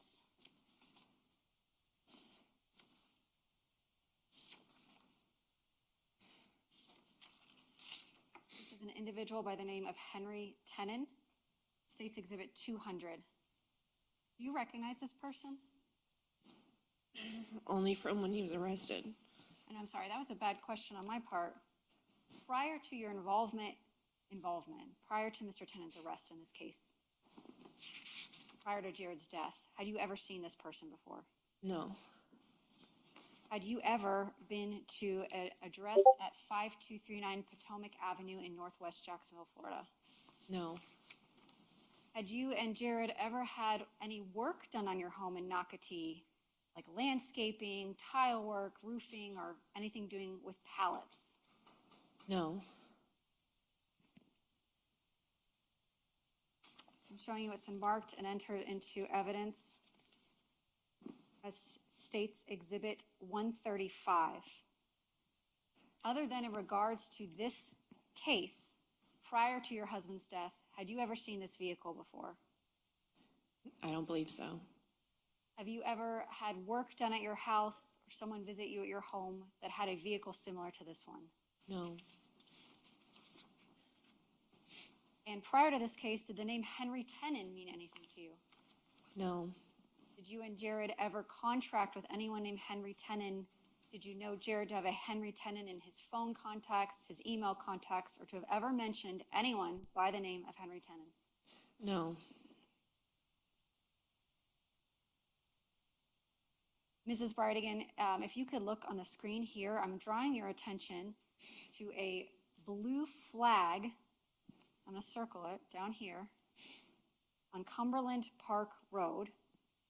This is purported to belong to a location called Elite Gymnastics. Are you familiar with that location?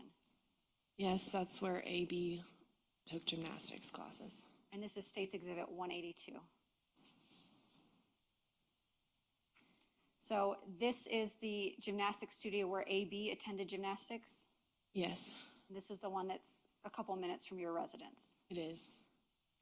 I'll show you another photograph on State's Exhibit 182. And I have the address blacked out here for purposes of, since we're broadcasting this, but we have a blue flag. And this is here on Fresnel Street. Does that area look familiar to you? Or do you know what that is depicting? Fresnel Lane. Yeah, that's our. Sorry, Fresnel Lane. Yeah. And what is that flag depicting? Our home. Your home that you shared with Mr. Bridegan prior to his death? Yes, Do you still live in that home today? we do.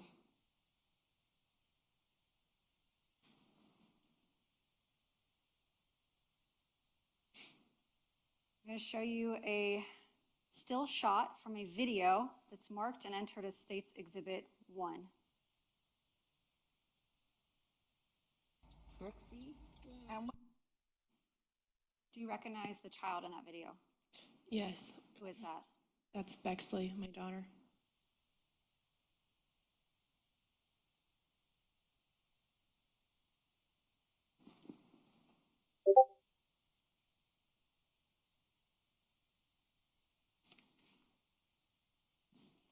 I'm going to show you a portion of a video that's been entered into evidence as State's Exhibit 91.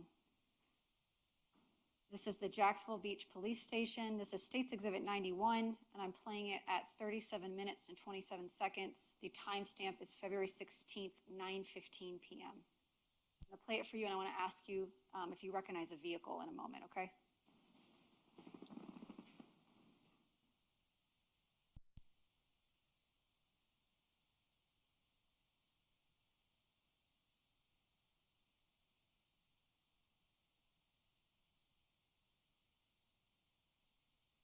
Mrs. Bridegan, while we're watching this, we see a figure walking across the screen at 37 minutes, 47 seconds into the video, do you recognize that person? No.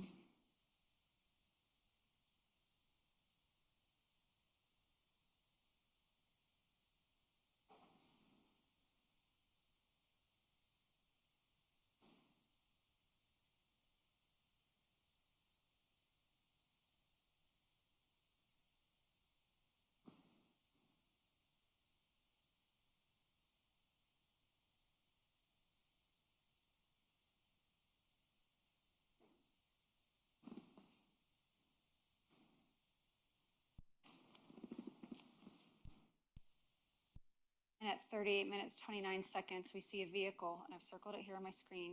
Do you recognize that vehicle? Yeah, I do. Whose vehicle is that? That's our Suburban. And who's driving it? I am. And was that when you came to the Jacksonville Beach police station after they called you? Or after they answered the call? Yes, it is.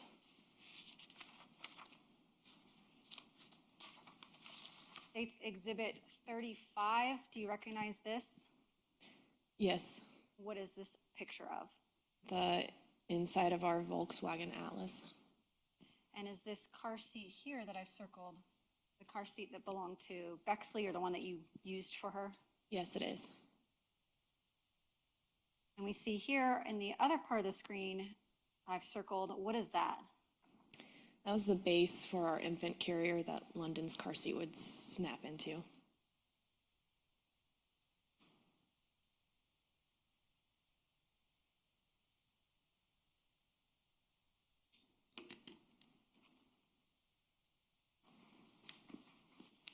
Mrs. Bridegan, did you remain in contact with investigators during the course of the investigation into this case? I did. And were you passing along information and tips that you'd heard from members of the public that you thought could help them solve this case? Yes, as much as I could.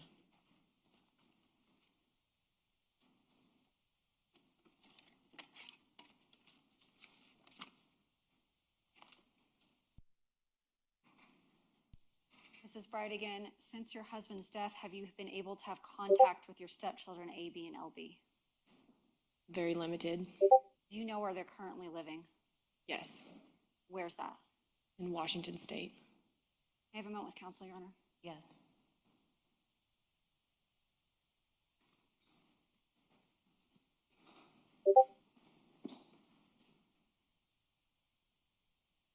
Thank you, Mrs. Bridegan. No further questions, Your Honor. All right, thank you. Cross-examination.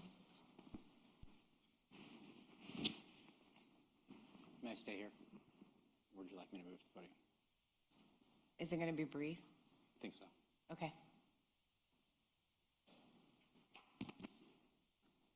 Good afternoon, Ms. Bridegan. Good afternoon. Sorry that you have to be here, okay? Thank you. I just have a few questions for you. You had mentioned during your direct examination that you thought that, or you were possibly preparing for litigation for whatever reason in and around the time of the homicide. Did I understand that correctly? Yes. Okay. The defense in this case, in Exhibit 1A, has put in the entire St. Johns County Family Law Court docket. Do you know what a family law court docket is? I'm familiar with it, yes. Sure. So throughout being part of this litigation, you know that when you file a motion or when you have a consent order, it all gets put on the family law court docket, right? Right. Okay. And when, are you familiar when the case was closed? After Jared was murdered, I'm assuming? Well, after Jared was murdered, there was a suggestion of death, which is what lawyers do to say that one party is no longer with us. But before that, your case was closed, or meaning the case of Shanna Gardner and Jared Bridegan. Did you know that it was closed?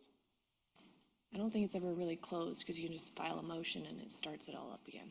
It can start up again, but then they close it when you're done. For Would you that like to point look in at the time? docket? May I approach the witness, Your Honor? Yes.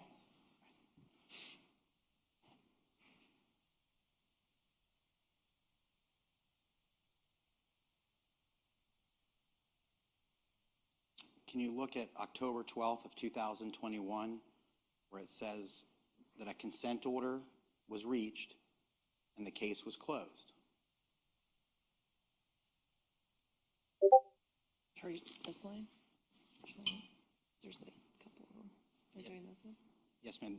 The ones you were reporting to are later dates. I'm asking you on 10/12/2021, it suggests that a reopened case is now closed, right? Yes, there's a couple of entries like that. Right. Meaning in October of 2021, the family law case was closed. It says reopened case closed, yes. Right. Because it was reopened when Miss Gardner filed, and what's also in evidence, a mother's motion for declaratory relief. That was right below the line, correct? I would have to, sorry, I was looking at just that line. So we're clear. Mother filed a motion, right? Yes, Okay, and then right above that, the parties came to an agreement, a consent order, right? yes, And then the case is closed. yes, And that's October of 2021. yes. Thank you.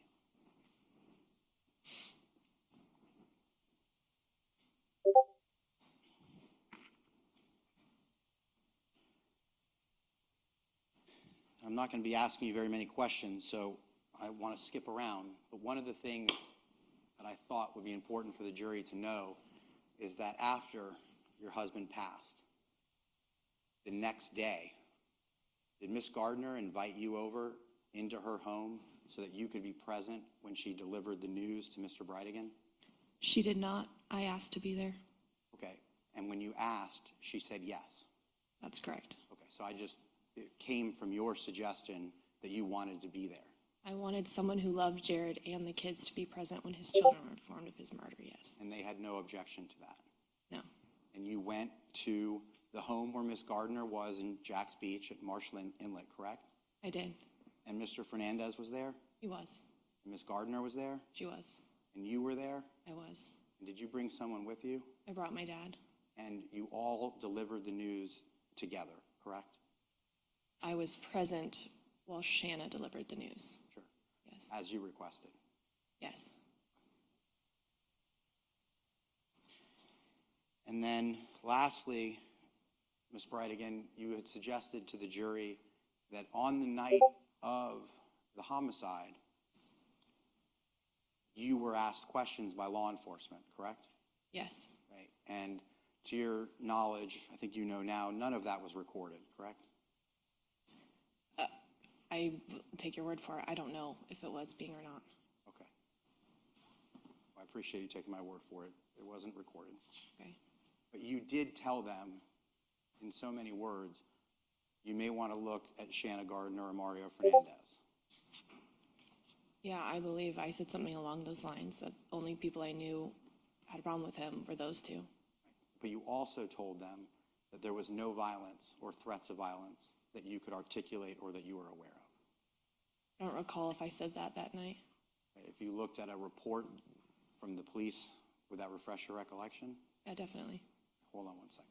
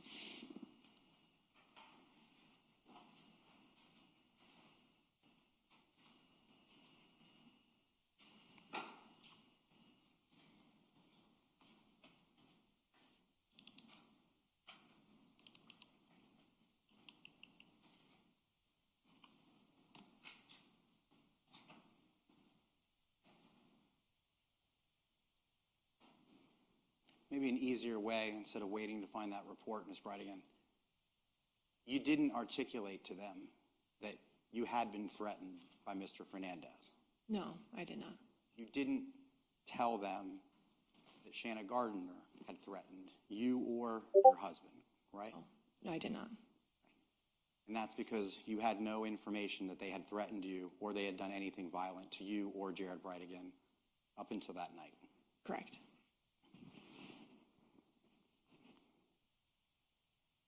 Can I have a moment, Your Honor? Yes.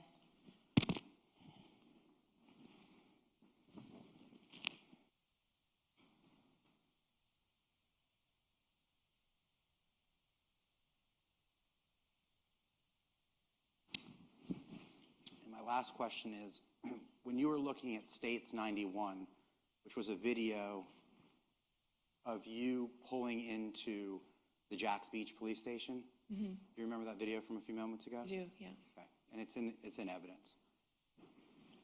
They asked you who was driving. Do you remember that question? Yes, And you said that you were, but I was. right? Yes. But when you look through the window of your vehicle, you can see there were two people in the car, correct? Yes. It was you in the driver's seat, and then it was a family member, I think your father in the passenger, your mother? It was my mom. I'm sorry, your mother was in the passenger seat, and you acknowledged that when looking at that video, you could see two people in the vehicle. Yes. I have no further questions. Right. Thank you. Any redirect?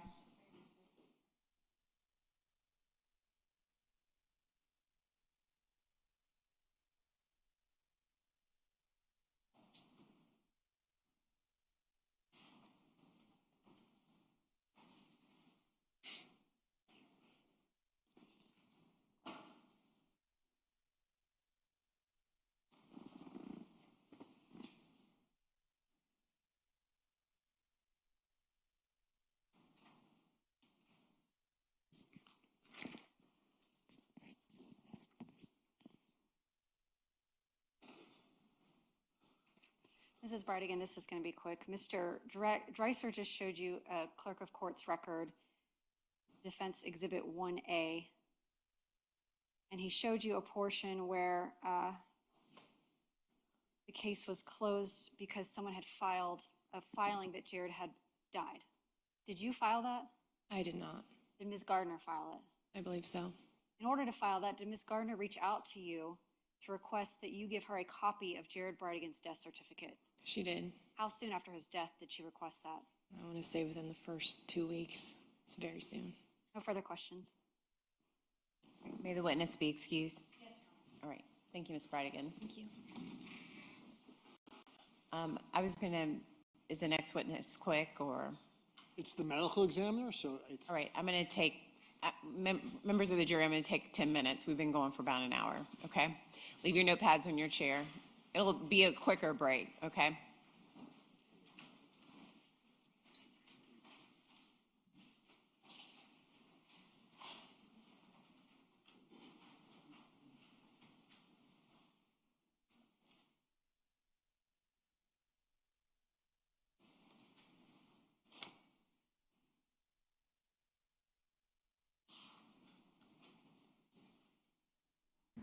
Gosh, so next we got the ME. Like, they not wasting no time. Like, we going all in on the first day. I don't know what's left.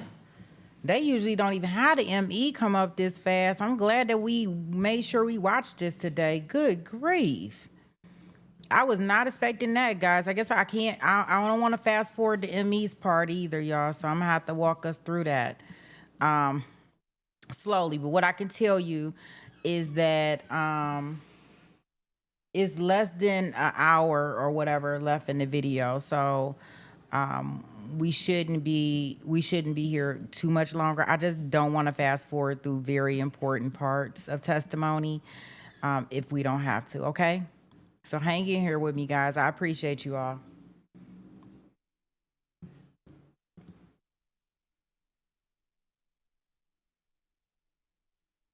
Oh, we don't even have that much left, look. Because they was on recess. Here they come back. So there we go.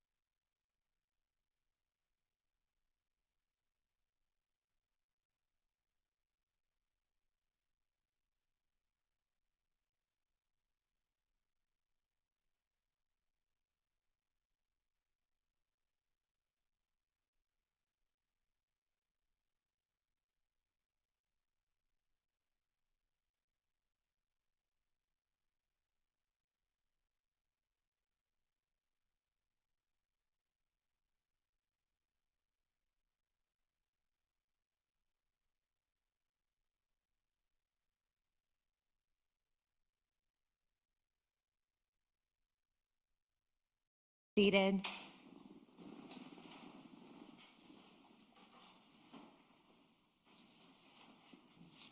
All right. Mr. Mizrahi.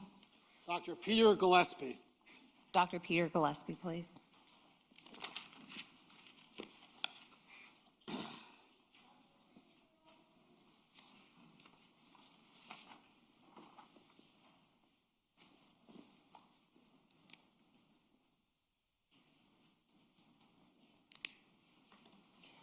Good afternoon, doctor. If you could walk all the way Uh-oh, forward. he looking like KFC.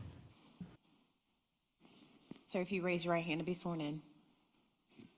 Doctor, do you solemnly swear or affirm the testimony you're about to give will be the truth, the whole truth, and nothing but the truth, so help you God? All right, thank you. This way. Watch your step, doctor, okay?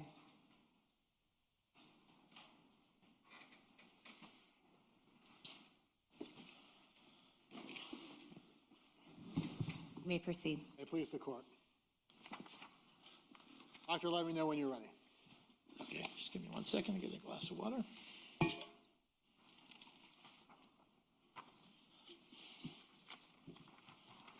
Whenever you are. Please introduce yourself to the jury. Certainly. My name is Peter Gillespie. I'm a medical doctor, currently employed as an associate medical examiner in the District 4 Medical Examiner's Office here in Jacksonville. How long have you been so employed? Here in Jacksonville for a little bit over 12 years. How long have you worked in various medical examiner offices? 25 years this year. What is a medical examiner, and kind of explain to the jury how the whole system works? Sure. A medical examiner under our system is someone who's tasked with determining the cause and manner of death, usually in a government organization of some kind. Sometimes it's at the state level, sometimes at the county or the judicial district level, as it is here in Florida. We're tasked with doing autopsies, determine cause and manner of death, as well as testifying cases, do some teaching of associated medical professionals and the public. Is the medical examiner's office a law enforcement agency? No, it is an independent agency. And so do you work for the sheriff's office or the state attorney's office or the courts or anything like that? No, I do not. And are you an associate medical examiner? I'm an associate medical examiner. How does the chief medical examiner get appointed? That's an appointed position, usually by the state attorney or by an elected, a selection committee nominated by that person. Okay. So ultimately, the medical examiner hires associates to conduct these autopsies. That's correct. And you are a medical doctor. Yes. Explain to the jury what training and, more importantly, education that you have that allows you to come to courts like this and testify. Sure. I have a bachelor's degree from UMass Boston in biology. Following that, I did 4 years at a medical school, so I am a medical doctor. Following that, I did 5 years of combined general pathology training at Dartmouth-Hitchcock Medical Center in New Hampshire. And following that, I did 1 year of specialized forensic pathology fellowship training at the medical examiner's office in Fort Lauderdale, Florida. And so when did you start working as a medical examiner? I started working as a medical examiner in the summer of 2001. So you've been doing it for a long time. Well, 25 years seems like a long time, but. So explain to the jury, you are licensed to practice medicine, correct? Yes, I have an unrestricted license to practice medicine here in the state of Florida. Explain to the jury what pathology is. Pathology is the general study of the diseases that affect humans. And so you have a specialty in that arena. I do. And what is forensics? Forensics, as forensic pathology, takes those principles as well as some additional training involving injuries to try to apply those principles to more legal issues than a general pathologist would normally deal with. And so you are a forensic pathologist. Yes, I am. As a medical examiner, what are you trying to determine? We try to determine the cause and manner of death. Now, the cause of death is, those are two separate things. The cause of death is the immediate or proximate disease process or injury or combination that leads to someone's death. The manner of death is a general classification of the kind or the type of death. So for instance, that might be a natural death or an accident or a suicide or a homicide, or sometimes in a very small number of cases, we cannot determine that, and those remain unclassified or undetermined. So the cause of death, can you give an example of a cause of death? Well, a cause of death could be coronary artery disease. It could be multiple blood traumatic injuries in a car crash. It could be a result of violence like gunshot wounds or stab wounds. So that is a much more specific thing than the manner of death. In the manner, you gave 5 examples. Are those the 5 manners of death that are accepted in your field? Yes, here in Florida. Some other states have an additional one which involves the effects of medical intervention, but we in Florida do not have that. So have you been allowed to give your opinion in your field of forensic pathology as to cause and manner of death? I have here in Florida as well as in the state of Rhode Island where I worked for a short period of time. Approximately how many times have you done so? I never kept an exact count. I would say probably 100 times, give or take a little bit. All right, this time I would tender for voir dire and additional questioning, as this witness is an expertise in forensic pathology and his ability to give his opinion in that field. Any questions? No, Your Honor. Okay, you may proceed. Thank you, Your Honor. So I want to turn your attention to medical examiner number 22-441. Do you have your medical record with you? I do. If you need to refer to it, just let us know that you're doing that. Have you had the occasion to refer to that medical record before testifying here today? I did. I reviewed the medical record as well as the scene photographs and the photographs that were taken at the time of the autopsy. So when we talk about medical record number, medical examiner number 22-441, what does that stand for? That stands for basically everything associated with this specific case. Every individual case that our office takes jurisdiction over is assigned a specific, unique number just to that case. So for instance, the autopsy report, the toxicology report, the photographs would all be classified and organized under that specific number. And so in reviewing that autopsy, at this time, before we get into it, Your Honor, I think the parties are stipulating that the autopsy of 22-441 was performed upon Jared Bridegan, the named victim in the indictment. Is that correct? That is correct. All right, you may proceed. Thank you, Your Honor. So do you conduct an autopsy in the vast majority of your cases? I would say probably in 80 to 90% of the cases which we take jurisdiction over, we do full autopsies, yes. And just, I guess we could have gotten this in the preliminary questions. If a person has a deadly cancer and they're under the treatment of a doctor and they end up dying as a result of that cancer, does that case come to the medical examiner's office? Those cases generally do not come to the medical examiner's office. It doesn't really meet the statutory guidelines set out here in Florida. And their doctor or doctors usually know the cause and manner of death because they've been treating them for a long time for a known potentially lethal disease. So what types of cases do you normally get? We take cases that involve accidents like traffic accidents or drug overdoses. All suicides fall under our jurisdiction. Natural cases for when someone does not have an attending physician, and as well as all cases of homicidal violence, regardless of how that's actually done, those become our cases. Is a general category sudden and unexplained deaths? Sudden and unexplained deaths or unusual circumstances, yes, those become our responsibility. So what is an autopsy? Could you explain that to the jury? Certainly. An autopsy is an examination of the body, beginning on the outside of the body and working our way inside, as well as examining all the internal organs for signs of disease or trauma, and looking at tissue under the microscope, and when appropriate, submitting toxicology specimens that we draw at the time of the autopsy. As part of your examination and rendering your ultimate opinion, take into account the autopsy as well as scene factors from the scene and how the body is recovered?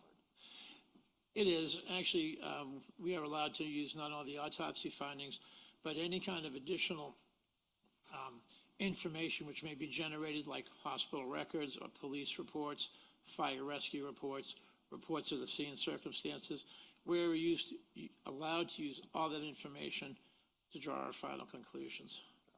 In some cases, your conclusions are very, I won't say difficult, but more labor intensive than others. Is that fair? That is correct. And sometimes it's as simple as gunshot wounds. That's correct. Okay, so that's what we have in this case, but I still want to spend some time going over it. When the body comes into your office, does it come in as is? In other words, do you try your best to take it in its natural state, the body's natural state from the scene before you begin your examination? Yes, the body is brought in as is. So, for instance, if a person is clothed, the clothing remains on the body. The only unusual procedure we do with homicides, if they are at the scene, we place bags over their hands in an attempt to preserve any evidentiary material that might be on the hands. But they are brought in as is, and actually they are photographed as is before I even begin my examination. So you mentioned something interesting that we can talk about with the jury. Is part of your duties as an associate medical examiner to collect evidence for potential law enforcement investigation? It is. And why is that? Why do y'all do that? Well, one kind of evidence, especially if people have actually physically interacted, there may be DNA transfer between people, especially under fingernails, if it's a physical fight or someone's defending themselves. So we do collect that evidence. Other types of evidence that actually is inside the body, like intact projectiles or projectile fragments, we are also tasked with recovering those. So, yes, anything of evidentiary value, even including the clothing, we do collect and usually photograph at the time of the autopsy. So before we get into the specific photographs and not, were you able to determine the cause of Jared Bridegan's death? I was. What was it? He died as a result of multiple gunshot wounds. And what was the manner of death? The manner of death has been classified as homicide. So did you measure and weigh Mr. Bridegan? We did. We do that with every case we have, and we did that in his case. I know it's not like 100% precise, but generally, what was his height and weight? We measured him when he came to our office at 71 inches in height and weighing 243 pounds. Were there any tattoos or piercings or other distinguishing features on his body or skin that you notated? I did not see any tattoos or piercings. He had a couple of scars, including a very large abdominal scar along his lower abdomen, all the way across the lower abdomen. And did that appear to be some type of medical scar? It is a medical scar, and it's usually associated with might generally be called a tummy tuck operation.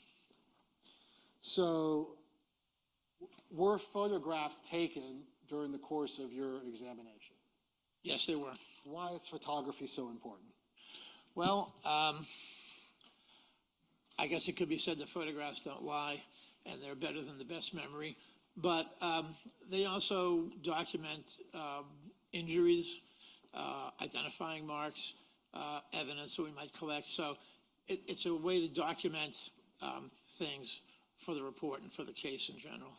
So I'm going to go through a series of autopsy photographs. Some of these obviously are going to be sensitive in nature, so I give everyone fair warning that they are coming.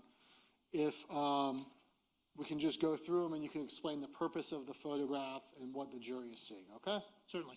Showing what's been entered into evidence is State's Exhibit 63. Is this the as-is photograph? This is the as-is photograph of the decedent as he was received in our office. We see some wires that are coming from the chest. Is that evidence of attempted resuscitation efforts by first responders? Yes, they put 2 defibrillator pads on this gentleman in an attempt to revive him. We see bags on the hands. Is that what you referred to in an attempt Yes. to preserve any DNA evidence if this in fact was some type of struggle or close contact? That's correct. Showing what's been entered into evidence is State's Exhibit 64. What do we have here? We have an as-is picture of one side of the left hand. In homicides, we photograph all 4 sides of the hand, the back side, the palmar side, and the 2 additional sides. We do that before the body is cleaned off. So it documents the hand as is, as well as documents the 2 articles of jewelry that were present on the body when we received it. And those are obviously collected and preserved. It was. Okay. And we, just so the jury knows, we see there that 22-441. Will we see that in various photographs throughout? You will. State's Exhibit 65, what are we looking at here? This is actually a cleaned up, what is sometimes called an identification photo of the decedent that shows the full face. It also shows that there are some injuries on the face, but it is generally called the ID photo. So the ID photo in State 65, those injuries to the face, those were likely as a result of the fall? They are consistent with the collapse injuries, yes. So that's not the entry wounds. We're going to see that in a minute. Right, those are not the gunshot wounds, no, sir. Showing what's been into evidence of State's Exhibit 66, is this going to be the cleaned overall body shot? This is the clean overall body shot of the upper portion of his body. State's Exhibit 67 is that same picture but lower? That's the lower part of the body after it's been properly cleaned up. State's Exhibit 68, what are we looking at here? We're looking at the cleaned up picture of the upper half of the back surface of the body. Now we see a discoloration that we did not see when the decedent was on his back. What is this? Explain it to the jury, please. The discoloration that you see is what's called livor mortis. That's the passive settling of blood in the skin due strictly to gravity and position. It's commonly seen on the back of people, especially if they've been either like in a hospital bed or their own bed or on the ground or something like that. So it's common to see it on the posterior surfaces of the body. Not always, but common. And that does not indicate injury of any sort? That is not an injury, no. Page 69, State 69, are these the 2 entry wounds? These are the 2 gunshot wounds that I observed on the body. And can you tell that they're entry wounds? You can tell they're entry wounds. How do you tell that? Well, one actually, both were fairly easy. One did not have an associated exit wound. But if you look at them, they're generally round, and they have a rim of abrasion around the edge of the wound, which is consistent with entry gunshot wounds. Those are the 2 big things, usually round or oval shape with abrasion along the edge of the wound. And this is, just for record purposes, the jury can see it, this is going to be the upper left shoulder of the decedent? It's the back of the left shoulder, yes, sir.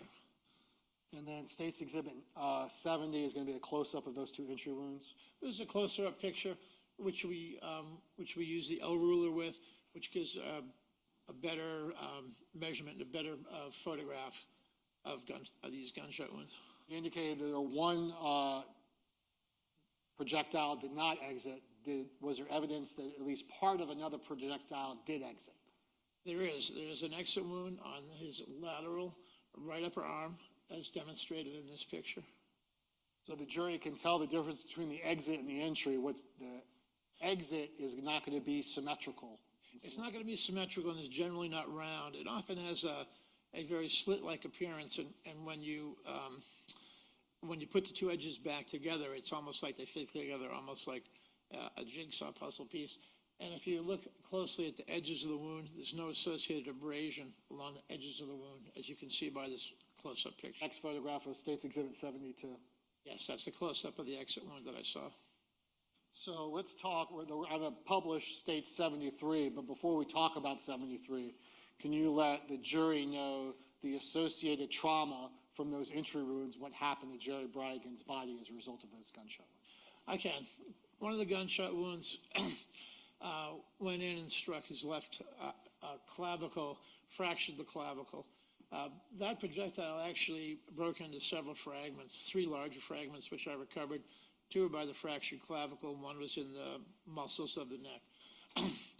The other gunshot wound went through his left common carotid artery and his left jugular vein, 2 very large blood vessels which are associated with blood flow to and from the head. It also passed through the pharynx, that's the upper airway where your vocal cords are located. After passing through those structures, it hit the right clavicle fractured the right clavicle, and that's when a large fragment from that shot actually continued on through the right shoulder and exited through the lateral right upper arm. So specifically the damage to the jugular vein and the carotid artery, would that lead to death in almost every situation? Without immediate medical intervention, that would definitely be a fatal gunshot wound. And when we check someone's pulse, we're looking at on their neck, are we going for the carotid artery? That's correct. That's because it's a large artery that supplies blood to your body. It's the largest artery in the neck. And the jugular is what, the largest vein in the neck? It's the largest vein in the neck, yes. So even though the location of the gunshot wounds were in the shoulder, they went through some very important parts of the body. Absolutely, they did. And those would have rendered a victim incapacitated virtually immediately. Is that fair? I mean, well, it's hard to gauge exactly how quickly that happens. However, when blood flow to your brain is compromised, as would have happened with this gunshot wound, you can lose consciousness very rapidly, sometimes as little as 15 or 20 seconds. So it could be not instantaneous, but very quickly. so we look at States Exhibit 73. Do we see, could you point out, you can circle on your screen, the projectiles, fragments that you were able to locate? Certainly, and I'll just preface that by saying, before we actually even open the body in homicides, we do full body x-rays, of which this is one. This is an x-ray of the head, the upper neck, and the upper chest. There are two large fragments that are visible in this x-ray. That's one. Doctor, when you're looking at the screen, can you keep your voice up? Okay. Sure. Okay, thank you. There's one that I circled. There's a second one. That is from one of the gunshot wounds. The other large, bright object is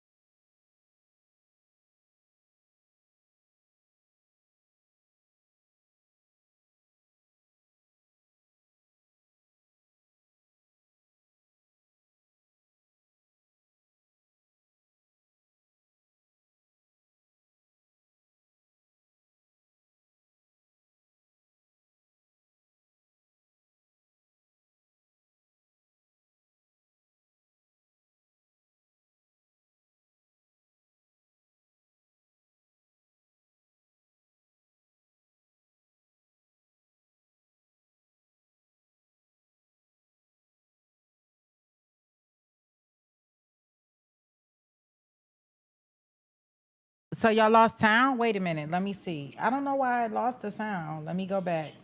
there are two large fragments that are visible in this x-ray.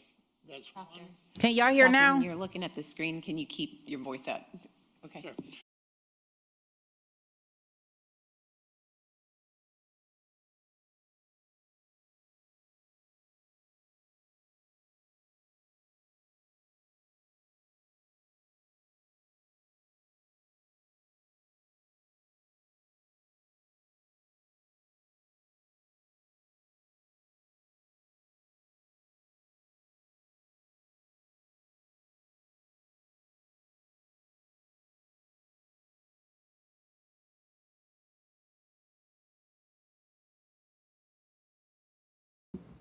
Good night, Christian. I appreciate you. Shout out to Christian. You know, I gotta do something. I'm gonna do something real special at our stream next time. Like I seen the thing and I seen the donation things and it should be me. I got the sound off, right? No, because I'm talking. I'm talking to y'all. I'm talking to y'all. Well, I'm talking right now. I think because y'all a little bit behind. Yeah, y'all shouldn't be able to hear the chord right now because I don't have it playing. Let's see. Let me play it. Because it be echoing and stuff. Let me see. The only thing I can think of is tonight I'm going to power down my computer and hopefully everything can come back up tomorrow. Well, we've been moving and grooving today, so I ain't had time to really power it down.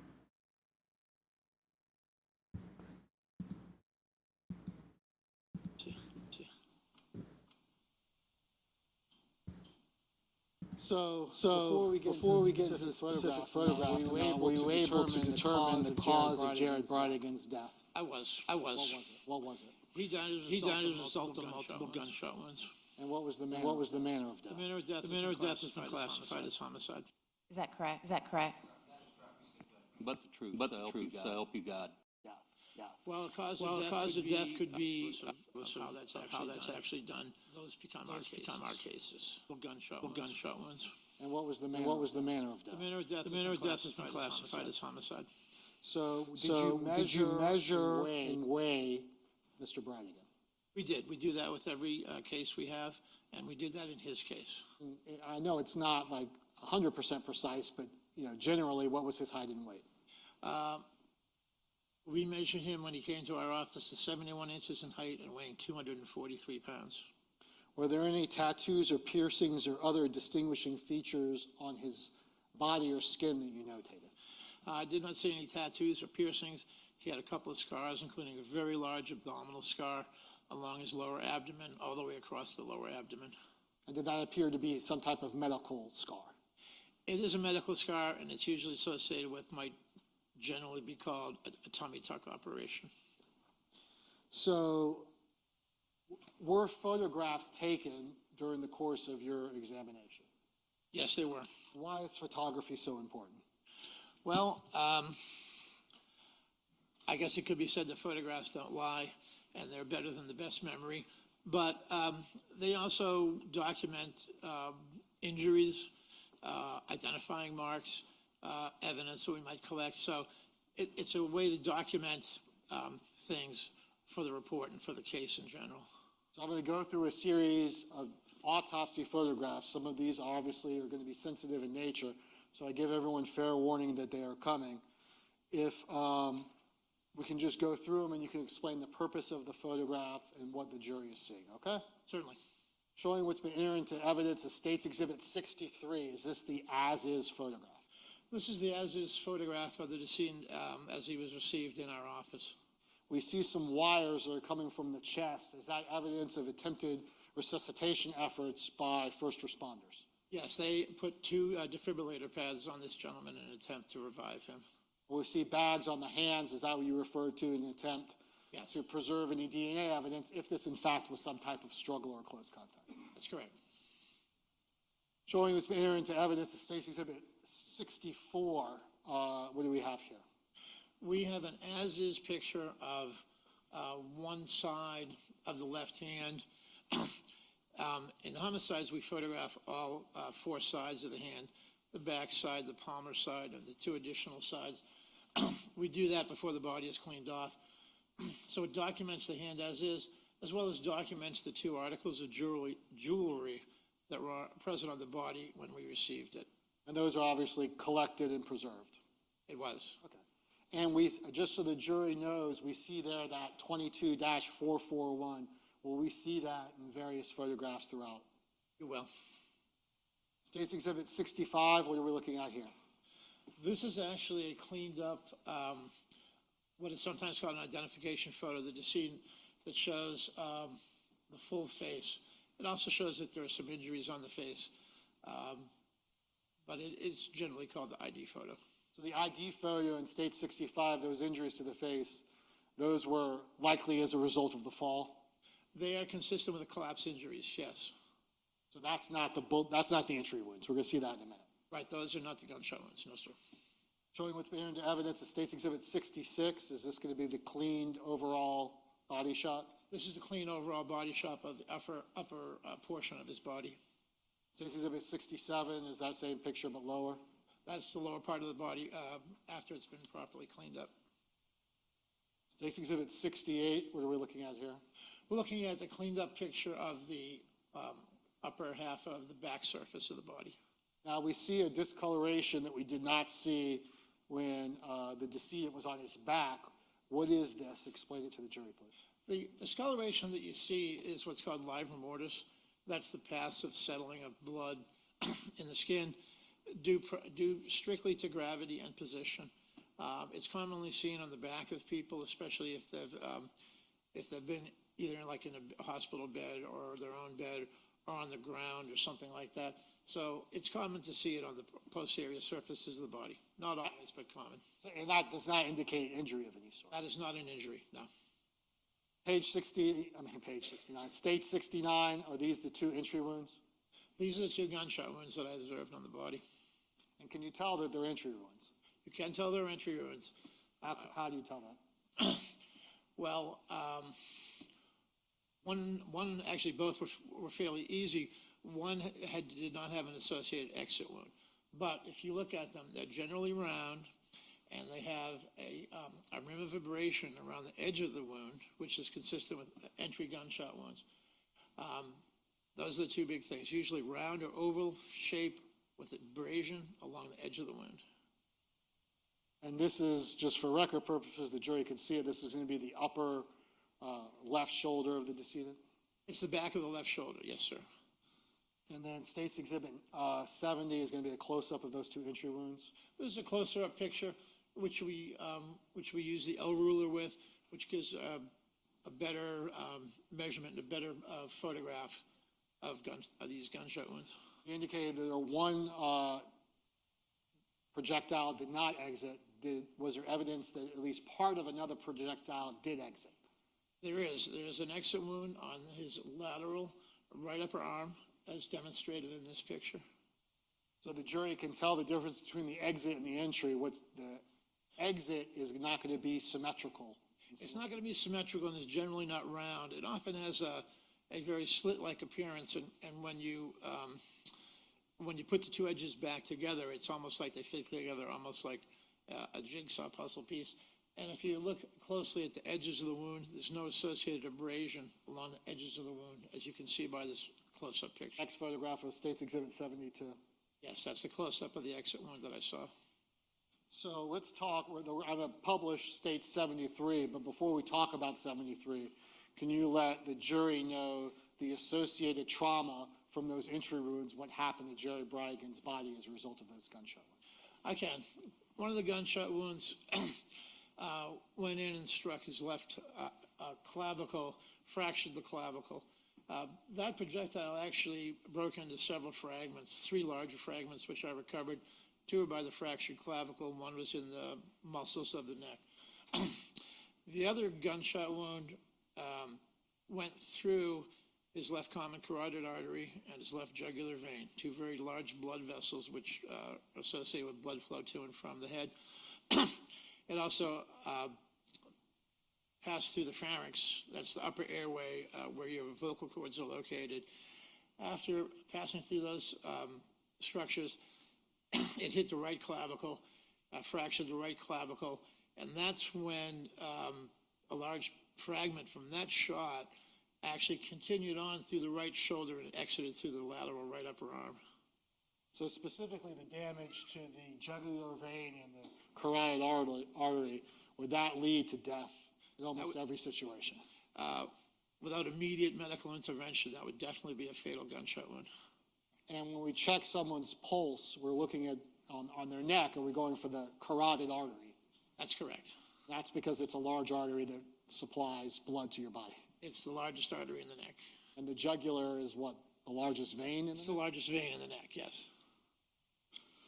So even though the location of the gunshot wounds were in the shoulder, they went through some very important parts of the body. Absolutely they did. And those would have rendered a victim incapacitated virtually immediately. Is that fair? I mean, Well, it's hard to gauge exactly how quickly that happens. However, when blood flow to your brain is compromised, as would have happened with this gunshot wound, you can lose consciousness very rapidly, sometimes as little as 15 or 20 seconds. So it could be not instantaneous, but very quickly. so we look at State's Exhibit 73. Do we see, could you point out, you can circle on your screen, the projectiles, fragments that you were able to locate? Certainly, and I'll just preface that by saying, before we actually even open the body in homicides, we do full body x-rays, of which this is one. This is an x-ray of the head, the upper neck, and the upper chest. There are two large fragments that are visible in this x-ray. That's one. Doctor, when you're looking at the screen, can you keep your voice up? Okay. Sure. Okay, thank you. There's one that I circled. There's a second one. That is from one of the gunshot wounds. The other large, bright object is a large piece of the projectile core. That's from the shot that went through the carotid artery and the jugular vein. If you could use your finger and not your nail, then we can, I think, can see it. Unless we already can see it. I couldn't see it. There we go. It's visible. Okay? Yeah, I think the jury gets an idea of what they're looking at now. Thank you. Okay. And going to State 74, do we again see evidence of those projectiles? We do. There's a large projectile fragment, which I just circled, and also directly adjacent to that, you can see where the clavicle has been fractured. Actually obvious. You don't need to be a radiologist to see that, right? That's correct, and I'm not a radiologist. 75, what do we see here? We see another shot, which includes the left upper arm and portion of the left shoulder, as well as one of the large projectile fragments that I recovered in the left shoulder. And do you collect all of these fragments? Those fragments, excuse me, they are collected. They are properly photographed and then sealed into evidence envelopes, which are placed into secure storage at our office and then signed over under proper chain of custody to the police. So we see them in State's Exhibit 76, and then close-ups in 77, 78, 79, 80, 81, 82. Is that fair, Doctor? Yes, those are the fragments that I recovered from within the decedent's body. May I approach the witness, Your Honor? Yes. And we see those actual items in State's Exhibit 93. Just State's Exhibit 93 composite. Are these going to be from your office of those actual fragments and projectiles? They are. That's my handwriting on the three envelopes.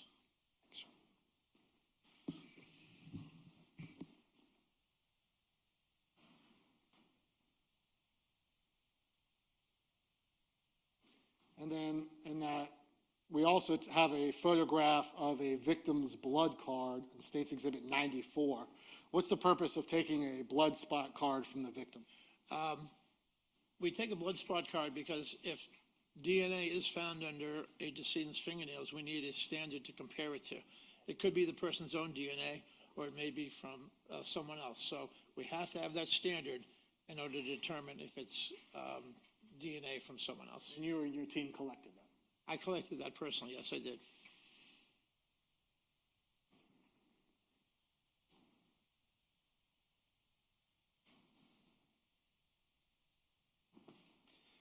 You mentioned earlier the concept of clothing, State's Exhibit 83, 84, 85, 86, 87 are going to be all the clothing that you recovered from Mr. Bridegan? Yes. And do we see defects in the clothing that are consistent with the gunshot wounds that you documented? We do. There were two defects in the posterior left shoulder of the clothing corresponding to the gunshot wounds that I found. Did you perform a toxicology of the decedent? I did. Why do you do that? In homicide cases, we do that as a matter of routine. Toxicology findings can have an impact on the case, especially if people using illicit drugs, stimulants, things like that. So it's another piece of evidence that we need to have in order to do proper classification. And what were the results of Jared Bridegan's toxicology screen? The only thing we found in the toxicology testing was caffeine. Did the caffeine have any part in Mr. Bridegan's death? It did not.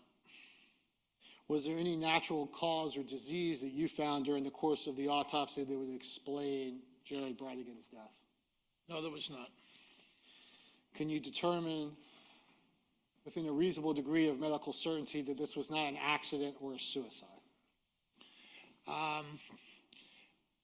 Well, from what I gathered from the scene, a weapon was not recovered at the scene. If he had shot himself, there probably would have been a weapon there. So it does not appear to be a suicide. As far as an accident, again, there was no weapon found at the scene, so I think an accidental shooting could be safely ruled out. And you have multiple shots as well. That's correct. And certainly the angle of entry would have been very, very difficult for a person to shoot themselves, either accidentally or intentionally. That would have been difficult, yes, sir. Did you note any soot or stippling from gunpowder on the clothing or the entry wounds? I did not see any adjacent to either of the entry wounds. It can sometimes be hard to see on clothing, especially bloody clothing, and his clothing was very bloody, as a matter of fact. Just with naked eye examination, I did not see anything like that.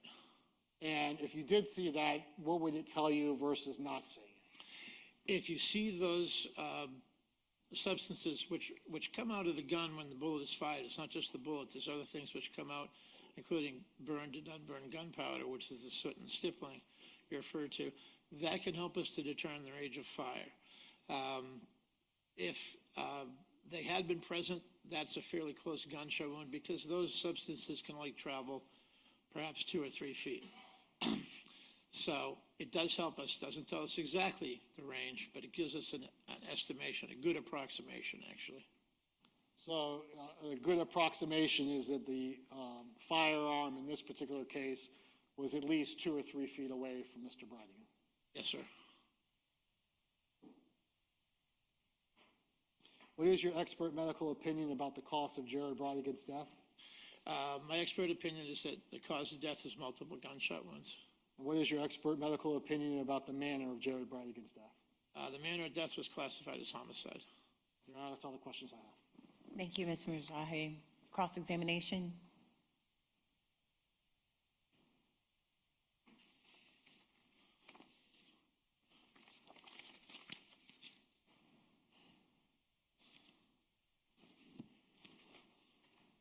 We have no questions for the doctor. Thank you. Right, thank you.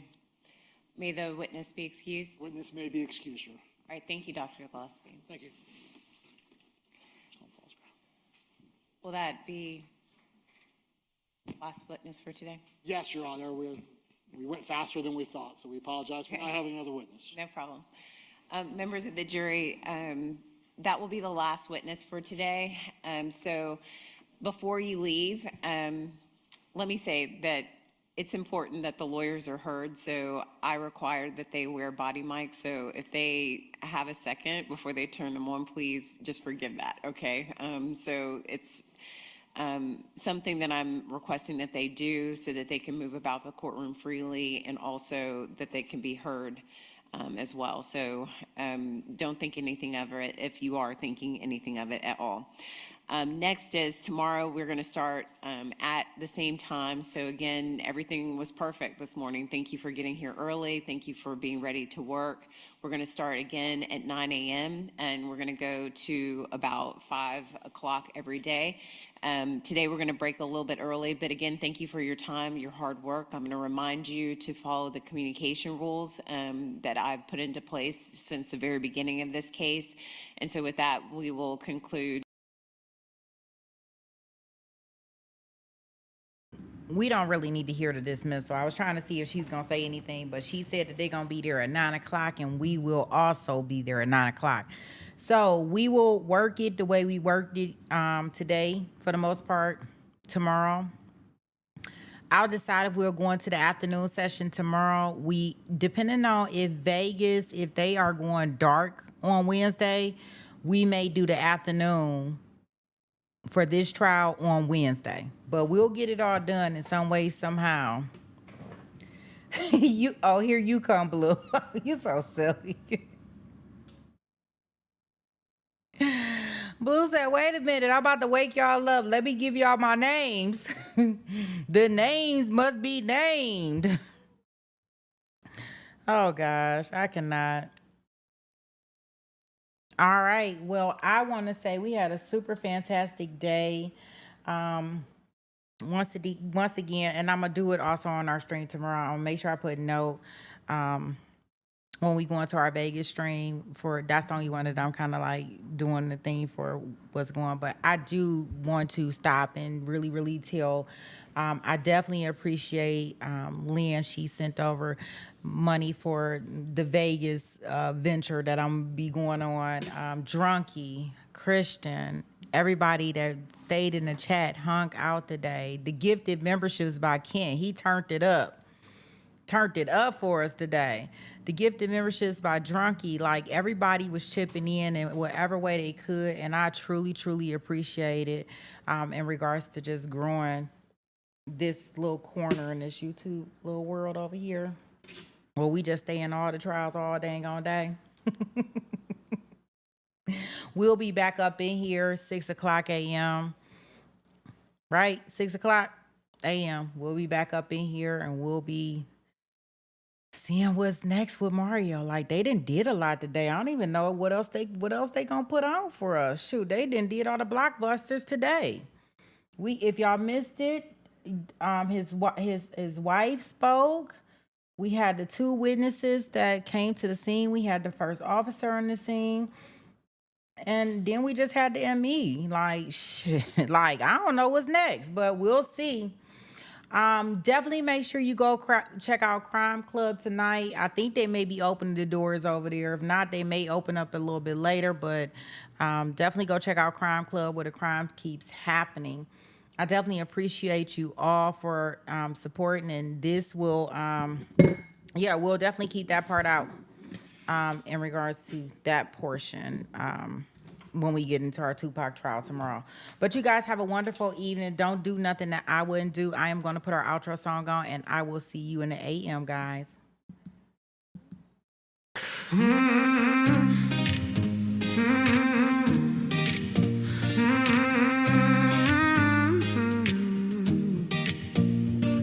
When Sweet Pete's absent, you know the courtroom lights go bright. Trials running long, but the family's here every night.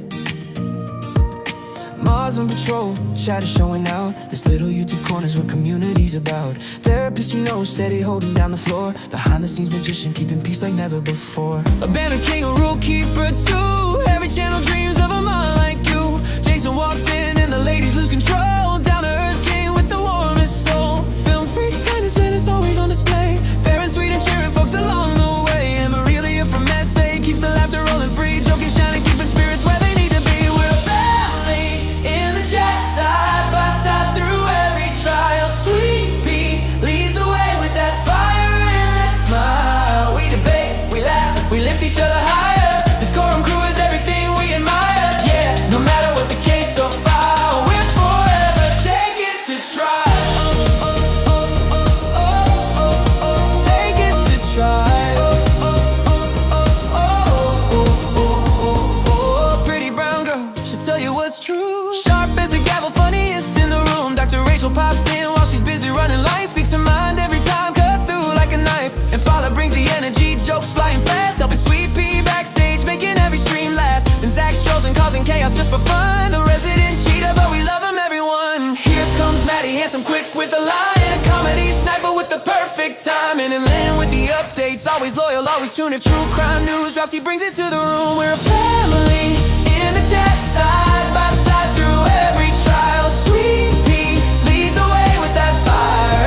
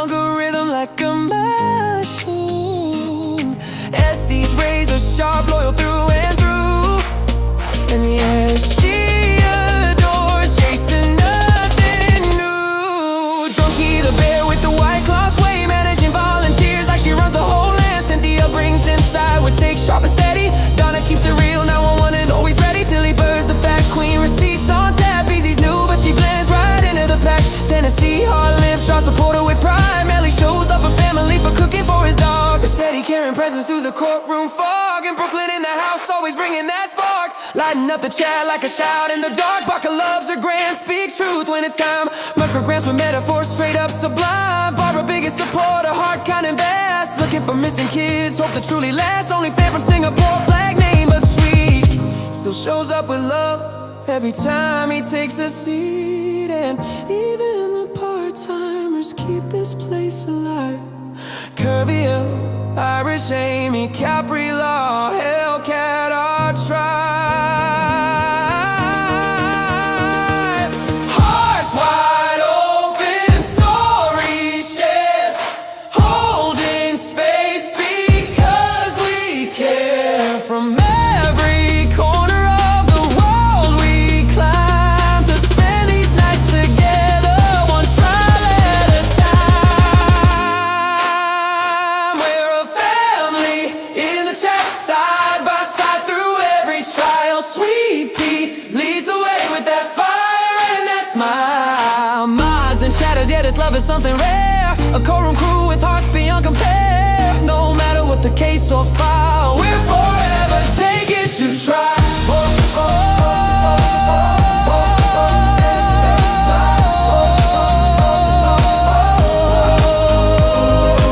To Sweet Pea and the mods on the chat we adore.